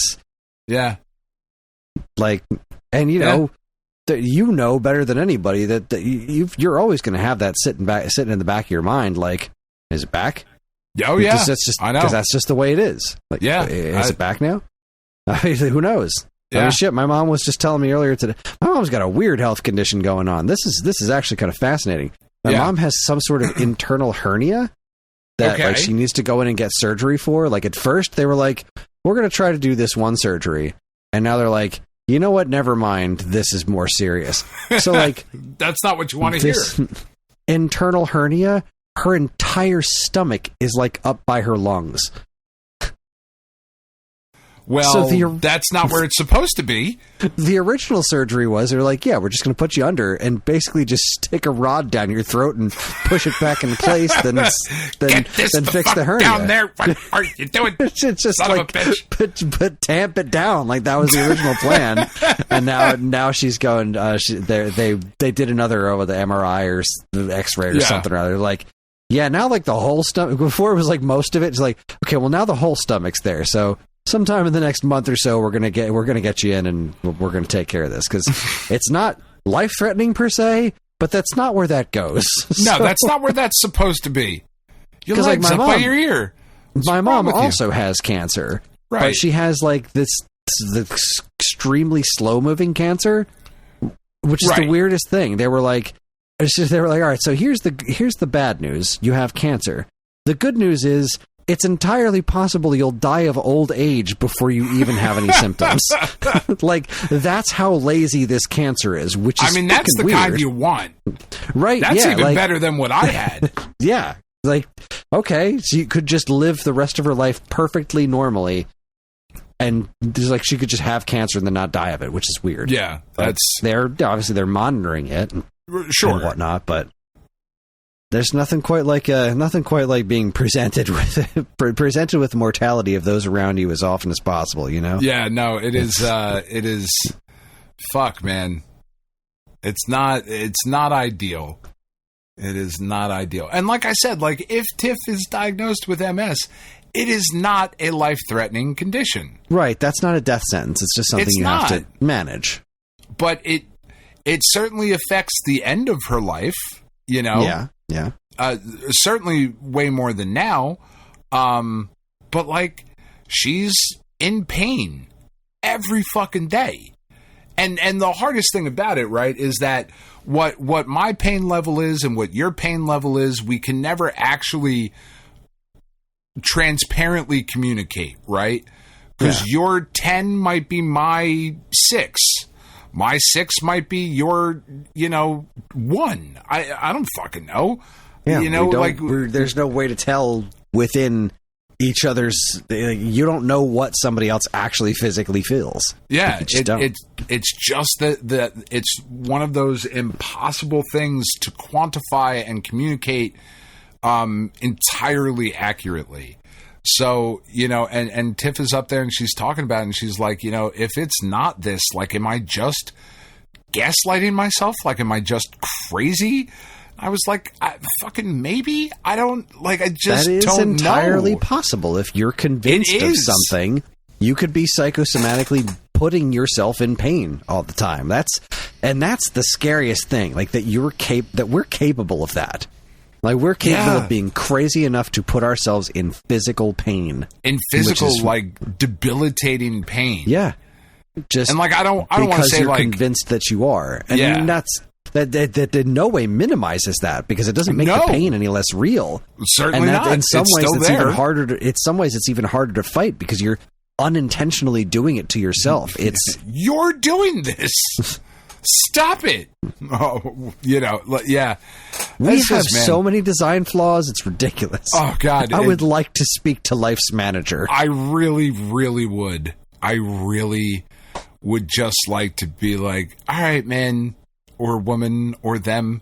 Like, what the fuck? Like, did you ever just want to walk into a Catholic church and be like, okay, there's a God, explain the human back? Yeah, just please make this make sense. Explain the spine to me, please. You put a stick through a stack of dimes. Like, what the fuck were you thinking?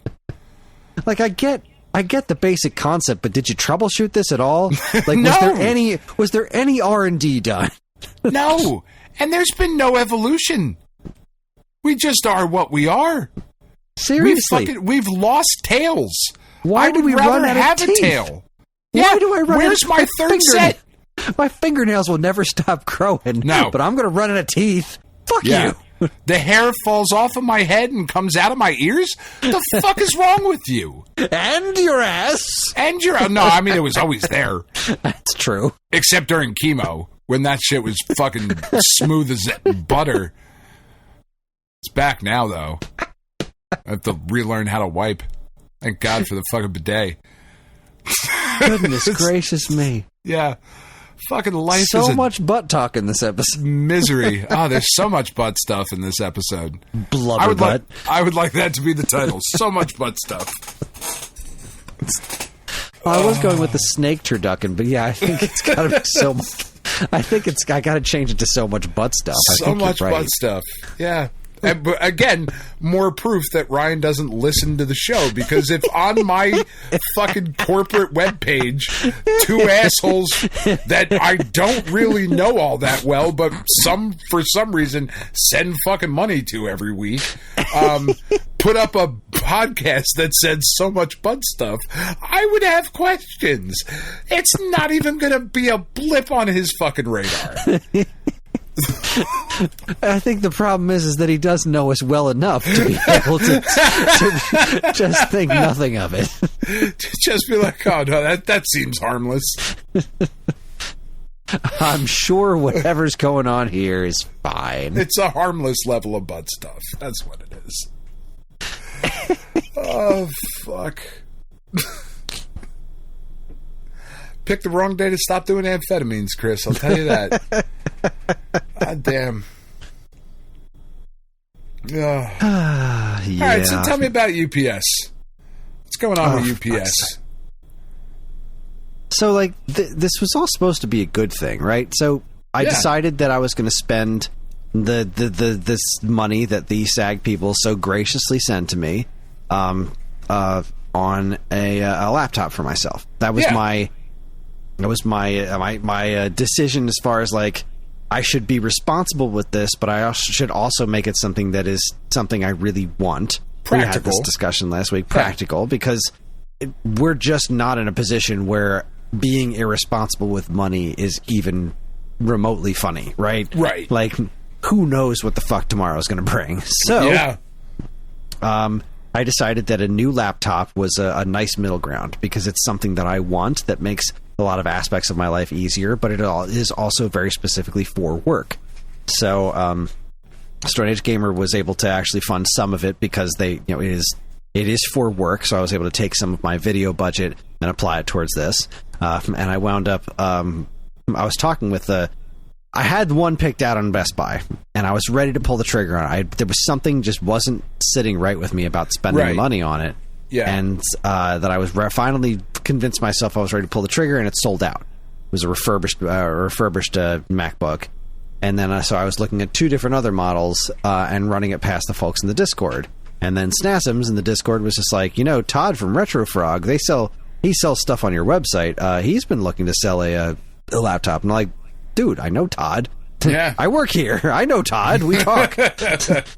So I was like, oh, shit, I'll message Todd. I've never met Todd, but we've talked many a times. I know who Todd and Retrofrog are. I work here. So I messaged Todd, and we worked it out, and I bought his laptop off him, and it's a much, much, much, much, much, much nicer laptop than I would have gotten off of Best Buy at a much, much, much better deal. In fact, I was talking to Matt Much, which is just comedically just lined up with the way that statement was working.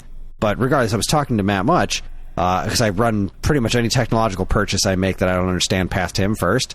And he said, "Is this laptop involved in a criminal investigation? Because that's a really good price." Nice. So yeah, I wound up picking that up, and he sent it UPS, and it was supposed to come today, which was cool, except for the fact that I had already bought tickets to see Thunderbolts this afternoon. A couple of days ago, before I made this laptop purchase, I had purchased tickets for Karen and I to go see Thunderbolts at lunchtime today because my mom takes the kids after school. And we were both going to be home, and that was the plan. We like to see the Marvel movies as soon as possible. I saw it. I loved it. Dan hasn't seen it, so I'm not going to say anything more, but it was a really fun movie, and if you haven't seen it, then you should see it because it's really fun. It is a good ass movie theater movie. Love that. Thumbs up. So fortunately, our movie time was at noon, and the movie is just shy of 2 hours long, which meant that I was going to be able to be home by 2:30. Like that's the time that I can get home. Fortunately for me, the scheduled pickup window, like the delivery window for this laptop, which I needed to sign for, because it was an expensive thing. Sure. That window was 2:45 to 5:30 p.m. So and you're going to be home in time. Perfect. I'm going to be home at 2:30, which is 15 minutes before this 3-hour window, right? Yeah. You've given yourselves a 3-hour window. You've painted a gigantic target. All you need to do is land somewhere within that target. You say be here at 2:45, fine. I'll be here at 2:30, just in case. Because you guys are never early. Ever. No. Except when I'm driving home, as I'm getting ready to turn down my street, a UPS truck is pulling down my street. And I'm like, you better not. And I walk up to my door, and sure as shit, as I'm rolling up, there's a little tag, "Sorry we missed you." And I'm fucking furious. I'm like, are you serious? You said you painted a 3-hour window. Yeah. Be home within this time. You showed up early, and there is no, okay, well, there's a 3-hour window, so I'll swing back here on my way later since I'm here early. No, you don't get what you were supposed to get today. Yeah. You just don't get that. We'll try again tomorrow. I immediately call UPS, and I'm like, by the time I get through all the automated systems and transfers and get to finally somebody to talk to, it's still not 2:45 yet. Which is impressive. Right? I was on the phone for 10 minutes, and it still wasn't time for me to be home to get the package yet. So I'm talking to this lady on the phone, like, what's going on? What? Can you just call the guy on his cell phone, tell him to turn around and drop off my damn package? Right. Like, could you just, because he's clearly ahead of schedule, right? I'm not fucking up his day. He's ahead of schedule. He wasn't supposed to be here. Can you tell me where he's going? I'll go find him. Exactly. Just tell me where I can get this package, because I missed it by mere minutes, and I shouldn't have, because you said be here from X time to X time, and I was there during that time, which hasn't even happened yet. So I didn't miss shit. Yeah. Please help me get my package. This woman was absolutely not helpful. And I kept trying to explain the logic of, like, okay, you said be here at this time. Why can't I get this package? So on the bottom here, it says you can get the package at this location, the secure location. Right. Because we're taking your package to a UPS pickup location to keep it secure. And it was at a CVS in Pleasantville. Okay. And I was like, when can I go there to pick up the package? Like, can you call him and say, drop it there? Because he's not there yet. It doesn't take that long. It doesn't take 15 minutes to get from my house to to there. So, like, he's near there. That's the direction he was driving when I saw him driving away. Right. Can you have him drop this off there real quick? And I'll just go get it. And after, I want to say a good... Actually, I can check it. My phone's right here. How long was I talking? Recent calls. This was... Oh, does it actually not say the duration? It just says what time it happened? Oh, yeah, I guess it doesn't say the duration. I feel like it did, and I feel like I'm sure I could make it say the duration if I pressed enough buttons, but it's just not going to happen. Anyway, I think I was on the phone with her for about 20 minutes. Now, I'm a little behind on work because as always, these videos take longer than I planned for, but it was fine. There were things that happened during the course of this week that I did instead of the direct working that I thought, all right, I can make this work. So I'm already kind of stressed out. I'm like, all right, please explain to me why I can't get my package today. Explain to me why this guy can't be called to come back to my house. Right. And just explain to me in some terms why I can't get this thing, because you fucked up, not me. Right. I didn't fuck up. This was not my fault. I was here when you said to be here. It's a 3-hour window. You had until 5:30 to deliver this thing. Eventually, she said, okay. She put me on hold for a while and came back and said, okay, you can go to the pickup location and pick up the package. I was like, it's there now? She said, yes, the package is there now. I said, I can go to this address right now. I'm going to get in my car. I can go there and the package will be there. Yes, the package is there right now. You can go pick it up. And if you get there and something is wrong, call me back. I said, okay. So you called her back. So I drove out there, talked to the lady behind the counter at the CVS. Which is not pleasant. It's not pleasant.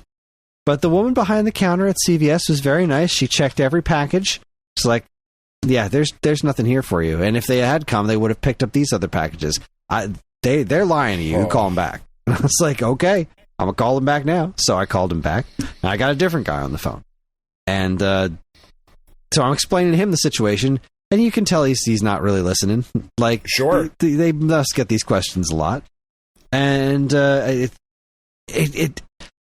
don't get mad. I don't yell. But I do get pretty testy at a certain point. Because, like, I don't like being jerked around. And that's exactly what's going on. I'm being jerked around. So I get to the point where I'm asking for explanations. And he's like, okay, well, here's what we're going to do. We're going to change it so it's going to be delivered to your house. But since I'm putting the request in now, it's going to take time to process. So now we're expecting it maybe tomorrow, but probably Monday. And I said, absolutely the fuck not. No. This was supposed to be here today. Location. I am where you sent me, and it's not coming here anymore. So you need to deliver this to my house. What do I have to do to get this? What do I have to do to get this package today? Because it's important. And eventually it got to... we're going to escalate this. We're going to escalate this because it is important for your work. And I didn't say no to that. I was like, yes, this is very important for my work. I needed this laptop today. That's right. And they said, so we're going to escalate this. Somebody's going to call you back. I can't guarantee it's going to be delivered today, but they're going to try to get somebody to deliver it to your house today. I'm like, okay, but like, we're still well within the window that you told me this morning that this was going to be delivered. So it's still nowhere near 5:30. I understand that UPS drivers have a difficult job. I really do. Of course. I'm not trying to minimize that. I'm just saying, you said this thing, and then you sent me here. Like, if it was just that you fucked up here, I could tolerate. Now you fucked up twice. Now you have stolen like an hour of my day and made me drive out to Pleasantville for no goddamn something that was never going to happen in a million years. It was never going to happen. So they were like, all right, somebody's going to call you back around like 5:00, and we'll see what we can do. So this woman calls me back at 5:00, and she's trying to like play it off like it's no big deal. Like, yeah, those times, they're really just kind of estimates. And I'm like, no. The estimate was 3 hours. Like, yeah, I know they're estimates. But the estimate is the big fucking window, asshole. So like, was I supposed to, okay, you gave me 3 hours, let me set aside 5 just in case? Like, what exactly is the flex space here? Like, don't give me that. That is the estimate. You're supposed to aim for like the middle of that. Like, any time around this, any time within those 3 hours is fine. Any time. Not 15 minutes before the 3 hours. Right. The fuck? Yeah, that is... Don't give me that nonsense. And I was like, what do I have to do to get this package today?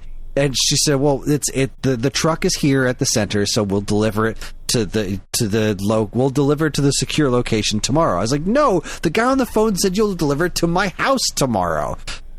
Okay, yeah, I see that in the notes. Okay, so we're going to deliver it to your house tomorrow. I was like, are you sure? Because right now... Because the lady said it was already at the secure location. Every single thing y'all have told me today has been wrong. Are you sure? And she said, yes, I'm sure. I was like, is there anything I can do to get this package today? And she said, all right, hold on a minute. And she put it on hold for a minute. She came back. She's like, if you come over here to the distribution center, I'll walk it out to you. And I was like, was that so fucking hard? Okay, yeah, sure. Let's do that. What's the address? She gives me address. I pull into the parking lot. I call her up. She comes outside with the box, and she's just giving me the stink eye. Like, I'm the asshole in this situation. Like, your driver fucked up by showing up 20 minutes before the earliest possible time of the 3-hour window that he was supposed to be able to deliver his package. I get it. It's Friday. He wants to get out of work early. Of course. That's cool. And I needed this laptop to do so, you fuck. Arrange your shit differently, or give me if you had told me the earliest time is 2:30, I would have zipped the fuck home a little bit faster. If you had told me something different, I would have arranged things differently. I would have arranged for a different pickup time. But I didn't have to, because you had a 3-hour window between this time, and you missed that. And then you told me that my package was here, so I went there, and that was a lie. So, in what universe am I the asshole Am I the here? bad guy here? Like, am I... Yeah. And I was polite the whole way through. I was nice. I wasn't yelling. I wasn't calling anyone names. I was just... at most incredulous at the wanton disregard for my time that was happening today. And when I picked up the package from her, she was not polite at all. She just handed it to me like, all right, get out of my life now, you pain in the ass. Like, yeah, well, sometimes you gotta be a pain in the ass. That is fucked up. You're right, that is worse than MS. You weren't wrong. So pissed. And that's the whole thing with my city council, but I'm not going to get into that on the show. That was just, yesterday afternoon was really really frustrating city council meeting, but that's neither here nor there. Yeah, life is it's a journey. But now I have the laptop. I got a new laptop. I'm really excited about it. I obviously haven't set it up at all because I've been trying to work, but, you know, I got this new laptop. I got to see Thunderbolts today, which had a really good time. I didn't get to do much game playing this week. I did actually do one sort of fun piece of game playing. Was while I was I'm getting all these shots for the video that I'm taking, and when it came time for GameCube, the GameCube game got launch game for me. I know, like, Luigi's Mansion is kind of like the thing that sits in a lot of people's heads, but the launch game for me, and I feel more confident, like, at the time, the launch game was Rogue Squadron II. So I played a little bit of Rogue Squadron 2 for footage for the first time in ages. Yeah. And holy fuck, that game holds up. Oh my god. Game. Yeah. I'm just the visuals alone, like, and the opening with the X-Wings flying over was just like, wow, this still looks really, really good. And then I was just playing the opening mission on the Death Star, blowing up the turrets. I'm like, fuck, this is good. I really liked this game. Re-release this game, god damn it, because I'd play this again. Rogue Squadron 2 is really good. I feel like there's a lot of stuff on the GameCube in particular that still holds up, that still looks really good. Yeah, the game, that generation in general looks good. It does, yeah. I think the GameCube's got a lot of great stuff on it. Obviously, the PS2 does. The Xbox as well. Like, I was doing the XBHD video, and I was like booting up Panzer Dragoon Orta. Like, fuck, this looks good. Conquer Live and Reloaded. Like, you know, I don't love looks great. How fuzzy he is, but yeah, he looks great. Soul Calibur 2. Like, I still don't understand why Spawn's here, but sure, I'm into it. Let's do it. This game looks great. Yeah, and like, and there's a couple things that stand out. Like Max Payne looks like shit. You know, like there's still there's some weirdness in some Grand of those Theft Auto things. 3 ain't a pretty game, but no, but God of War 2 is. It is. God of War is. God of War is still an interesting, pretty. You know, it still looks fucking good. Devil May Cry still looks good. NBA Street, like all of that shit. The Def Jam Vendetta games, the Fight Night games, like they look good. Yeah. So that was kind of fun. Yeah. I also did a little bit of yard work this week. I finally started working in yard work, and I do have some bad news in that department. I don't, in fact, need to buy a new lawnmower. Aw, boo. That was going to be my other... yay. I was going to try to get the laptop and the lawnmower. That was going to be like what I did. And then I went... my backyard got to the point where it was like, all right, the kids want to play back here, and I need to do some work. So I fixed a little... The ladder that was going up to the ladder that's attached to the playground thing, the swing set thing that I have in the backyard that we all built. The ancient ones back there. The ladder was falling apart, so I needed to do some repairs on that. So I don't have a circular saw, so I'm out there with a fucking hand saw, just like chopping wood to drill into the back of this thing. But I fixed that, and then I mowed the backyard. And when I went to go use the mower, it was like, I guess it was just getting last year's gas out of it, so it still functions just fine. I was like, well, this works. Because like it doesn't work great. It works exactly like it did last year. It doesn't. It struggles with the super like thick grass and the certain patches, and it vibrates like crazy. So I got to wear gloves so my hands don't feel super weird when I'm done using it. Like I don't like it, but it works just fine. My friend Tracy just had a bunch of baby goats. If you're interested. Stop it with the fucking goats. I don't want goats out there. I'm just saying. I don't want goats. I don't want goats eating my grass. Goats don't replace a lawnmower. I don't want to feed goats. I don't want to clean up after goats. I don't want to smell goats. I don't want to look at goats. If a goat shows up in my front yard, I'm throwing it in the fucking street. I don't want goats. No goats. Know what I'm getting you for Father's Day? A fucking goat. You're going to get a bag full of goat pieces in the mail, okay? Oh, whatever. It's delicious. I'll make a stew. Weird square-pupiled motherfuckers. I know. And who's the asshole who actually went to their town's website to find out if they were allowed to have a goat? Yep, that would be me. Because I started thinking, like, well, I mean, I've already got everything else. I've got raccoons. I've got deer, apparently. I've got a cat. The goat would actually be one of the ones that would do some fucking chores. I'd be happy to do it. There you go. Oh. So anyway, the other fun thing that I did... oh, my God. So I have this issue with weeds growing out of my sidewalk cracks in the front of my house. And it's such a pain in the ass. I fucking hate them. And you take it very personally. I do. And I really didn't want to... I never wanted to use Roundup because I know it ain't great for, like, pets. Sure. And people walk dogs in front of my house all the time, including me. Right. And then, like... people, and I mean me. I was watching, just like random Facebook videos with Ellie before bed one night. Yeah. And this dude was just like, so you just... I've known about the vinegar thing before. Like, we'll just spray them with vinegar. It doesn't work as well as Roundup. You have to do it more often, but just spray it with vinegar. So, like, I tried pouring a little bit of it on there, and that's a huge pain in the ass because you just waste too much of it too fast. Right. And then I got a spray bottle, and my hand cramped up after, like, a half an hour of just, like, it just never occurred to me, like, you go to the hardware store and you get one of those Roundup spray bottles, but just don't put any fucking Roundup in it. It's like, I don't know why I never thought of that before. You go buy a fucking super soaker, call it a day.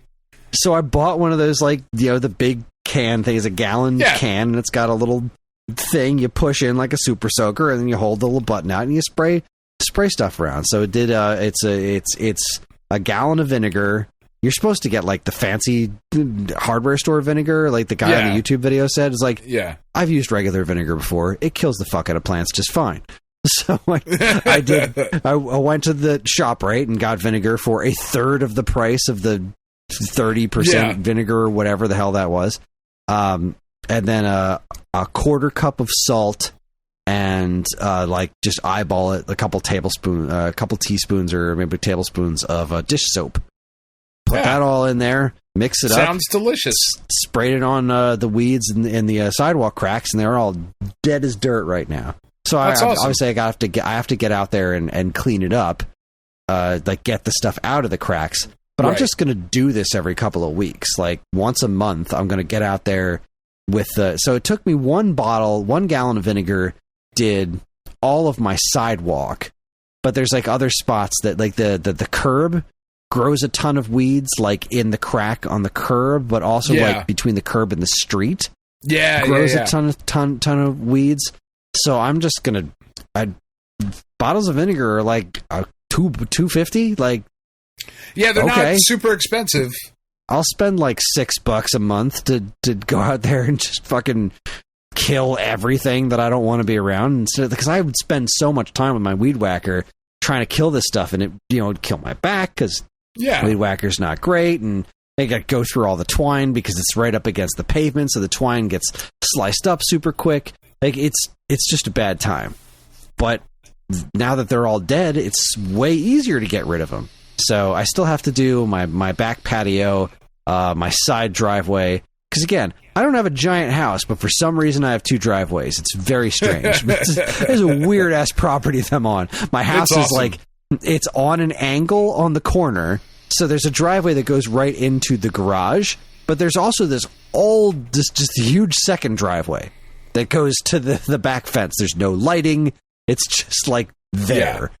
It's like, here's some extra pavement, and that's got a lot of cracks in it that I need to get weeds out of. But I think 3 bottles will do it for me. So I think 3 gallons of vinegar a month will probably do me well in keeping it. And that's probably overkill. I probably don't even need to do it once a month, but I'm going to, just because I don't want to have to deal with them coming back at all. The moment I see green, I'm going to be back out there spraying this shit.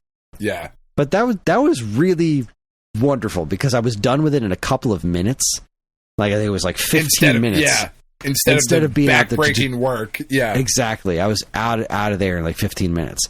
Now, talking about the lawnmower, that was one thing. I do actually need a new edge trimmer / weed whacker. That one is fucking dead.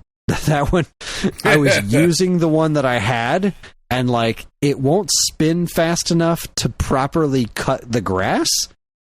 which is like I would get to some grass and it's just smacking it around like, oh, that doesn't seem right, and it starts smoking and smelling bad. There's a ball bearing like rolling around inside.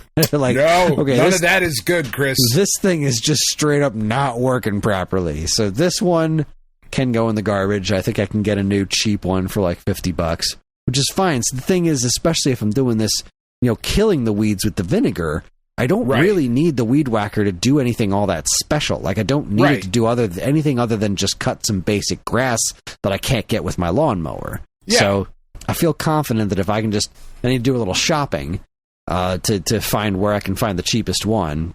I mean, a pair of scissors will set you just fine. Much cheaper than a weed whacker. Yeah. If I've got the literal hours. No, you have children, Chris. Oh, you got a bad grade on your test. Go out there with the scissors. Make that lawn even, you fucks. Start cutting the grass. Fuck's sake. It's terrible plan. Builds character. It does. Put some dirt on it. Or something. I don't know. But I think that's it. I think that's all I got. I don't think I played anything else interesting this week. Let me double check my parental controls app. Your notes. I actually have been keeping notes this year. Did I talk about that? Yeah. I did, yeah. I'm very, very excited about it. Wow, I haven't played a video game since Sunday. Oh, dear God. I haven't played anything aside from that couple of minutes of wow, I haven't played anything. So Sunday I did, John asked me to play a few minutes of Portal 2, and then I played something on the Game Boy Advance app, although I think I just updated it because the Fire Emblem thing came out. Oh, I played approximately an hour of Wonder Boy on Saturday. That was it. Huh. Damn. This week was rough. I really didn't get a whole lot of downtime this week. Yeah. I record this is day 3 of podcasting. On Wednesday was a theater near you. Last night was this week's episode, and tonight is SAG. So yeah, that's been most of my week. Yeah. I mean, life gets in the way, man. I really thought I was going to be done with South of Midnight before we recorded tonight. I thought I was going to finish yesterday. But, everybody and their fucking medical problems keep getting in the goddamn way. Because that game is fucking awesome. I'm glad to hear that. Really, really fucking like that game. Just a whole lot. And it is not perfect. There's some jank in there. There's some things where that maybe could have been, and I'll talk more about it. Like, I want to save the bigger conversation about it for when I do finish it, which I'm going to finish it this weekend. But like, comparatively speaking, the only other game from Compulsion Games that I've played is Contrast. And I played that back on the PS4. And then they did We Happy Few, which I've never played. But I know, some people like. But then this game, South of Midnight, I just absolutely love it. The boss fights have been really, really awesome. There was one in particular. So one of the characters you come up against is Rougarou, which is a shapeshifter, right? And it's usually something that is born out of, trauma or tragedy or whatever. And the story in this game is just so well done. The way that they're playing off of the Southern Gothic lore, all of that is just really fucking cool and interesting. But just this really cool boss fight, because the one character you're fighting, it's this guy named Laurent, and he turns into this giant fuck off owl. Right? And he's an owl, he's red, and he has 4 wings instead of, the normal 3 that owls have. Because I believe that's the correct number of wings, right? 3? Absolutely. No, he's got 4 wings, and it's a really cool design because his eyes are they look like buttons that were sewn on. And the wings look like they're made out of wicker. it's a really fucking cool looking design. It's very, very visually striking. But he's also just absolutely gigantic. You know, like the size of a fucking house is like this fight that you're going through. And he has like the typical boss fight thing where there's like 3 stages of it, but in between the stages of the fight, he starts spinning around in a circle and he creates this whirlwind, right? And the gameplay is very, like this game really, it's got a mix of like the exploration type style of like an Uncharted game with certainly not the frenetic pace of God of War's combat, and I'm talking like the original PlayStation God of War, but a similar style of combat. You just don't have the range in your attack because what she attacks with, these Weaver's hooks, they don't have the range that the Blades of Chaos have. But it's a very similar like running around a battlefield and dodging and rolling and that sort of thing. So as you're doing all that shit as you're fighting this giant owl, the Rougarou, and when he starts this whirlwind, it kind of changes the fight where this giant brown dusty looking cloud is swirling around you and you start moving. Hazel, the main character, is moving a little bit slower and you're just kind of like trying to figure out what the fuck is going on. And then off in the distance on the screen, the 2 button eyes start glowing like bright yellow, and then he fucking charges at you, and it's fucking terrifying. Like, it was just so well done, and the music is outstanding, and it's just been an absolute fucking joy to play through this game. Tiff loves it, Roddy loves it, Penn loves it. Like, we're playing it together as a family, which also makes it more difficult because I can't just be like, all right, we're going to play it. You know, like, we're playing through a section and then one of the kids has to go shower. And it's like, all right, just do a couple fights and don't, when you get to the next story bit, pause it. And it's like, oh, fuck, like, so but how cool is that, right? The kids, like, everybody wants to be involved here playing this game. And I'm really, really impressed with how well the Steam Deck is running it, because I have it forcing whatever the native resolution on the screen deck or on the screen on the Steam Deck is like 800, right? Is like the bottom number of whatever. So I've got it kind of forcing that output resolution to the television. So it's certainly not in 4K. It's certainly not in 1080p or whatever. Or maybe it is 1080. I don't fucking know. I don't like, for as much as I know about technology, I just like, ooh, bigger numbers. That must look better.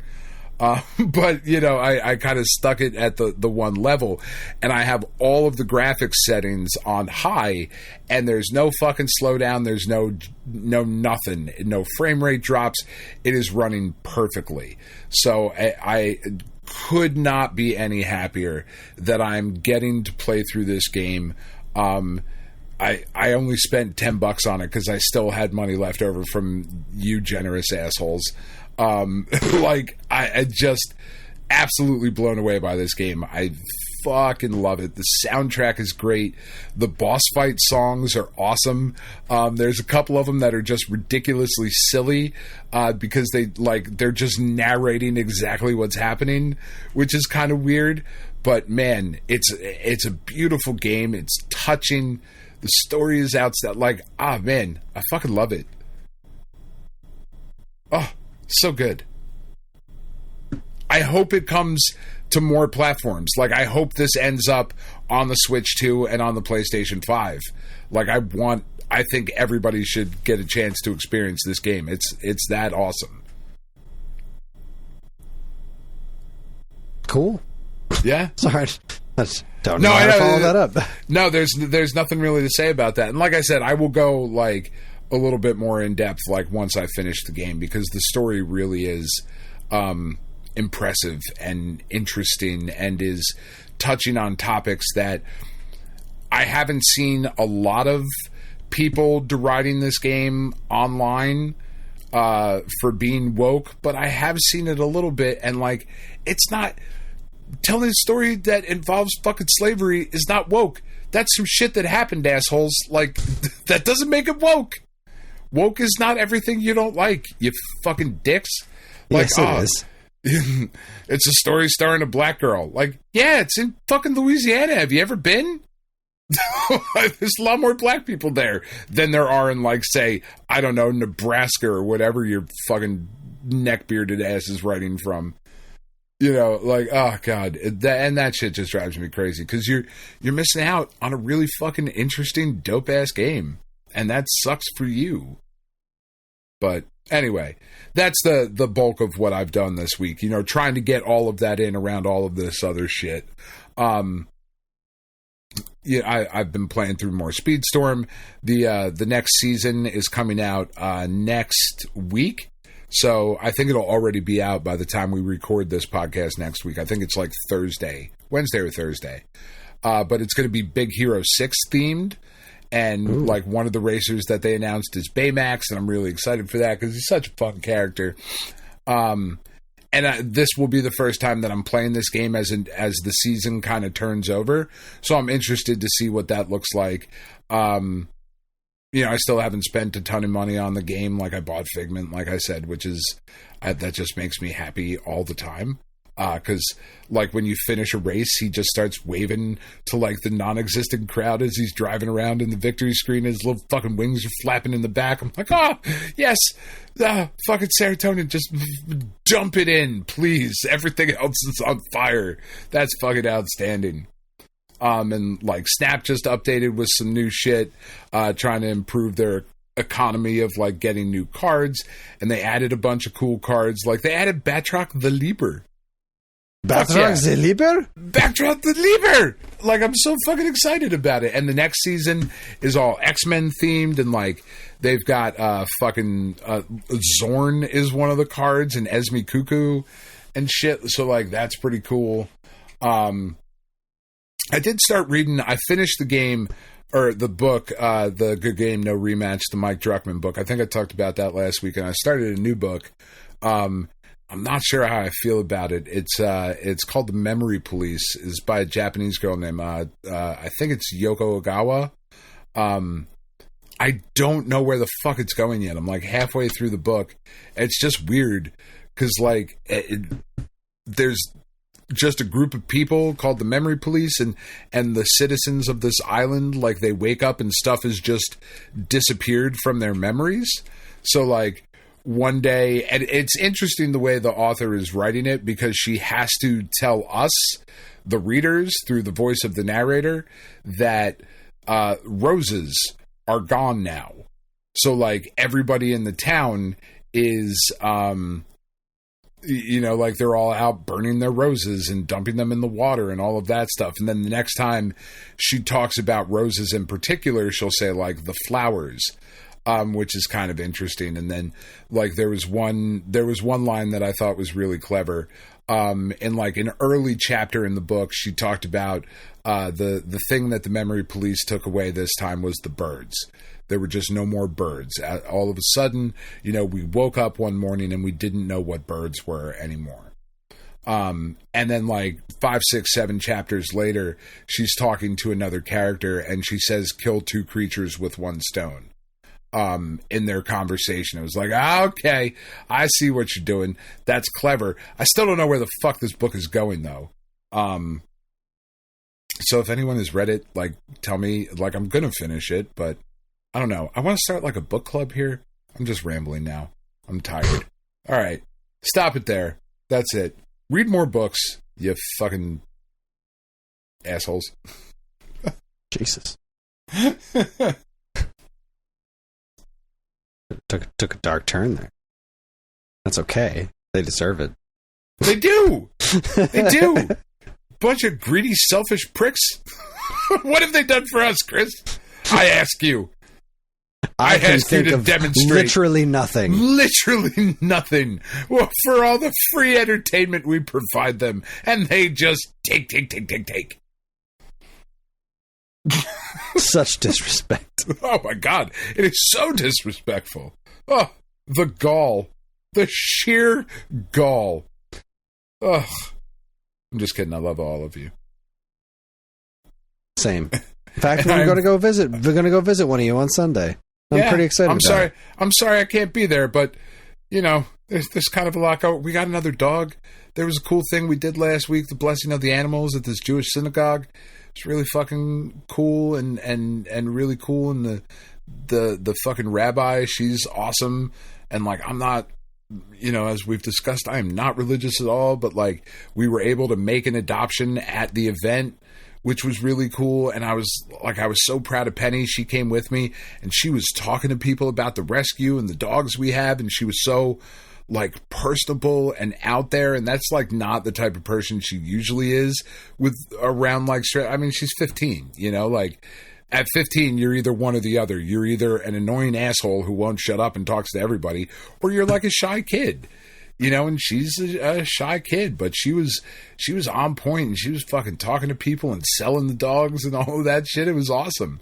And like, we made an adoption with one of the dogs we brought. It was so cool.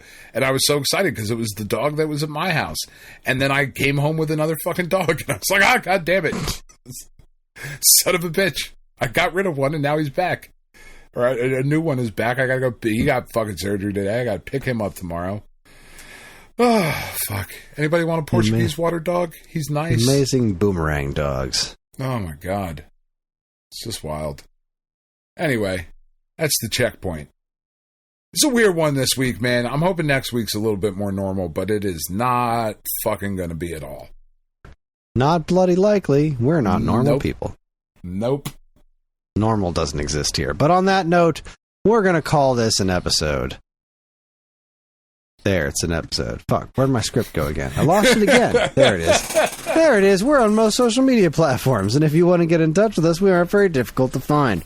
All it takes is a quick look at our show notes, and you'll see links to our social media accounts, as well as all manner of other fun stuff, like a link to our namesake, StoneAgeGamer.com, and more useful links than you can shake a joystick at. Man, I had a whole thing about the gym, and I totally forgot to talk about it. I changed my schedule a little bit, and it's working out well for me. If you'd like to get early access to this show's episodes, as well as a bevy of other shows on the Geekade Podcast Network, check out our Patreon, also linked to in the show notes. It helps keep the show running week after week, and all our patrons are loved and appreciated. This show's theme song, Squared Roots, was written by Banjo Guy Ollie. You can learn all about his wonderful music and more by following the link to his YouTube channel, also in the show notes. And finally, as always, we'd like to thank our intrepid editor, Evan, for making the show listenable for all you folks. We'd like to thank all you folks for listening in the first place. That's it. On behalf of Dan and myself, keep playing games.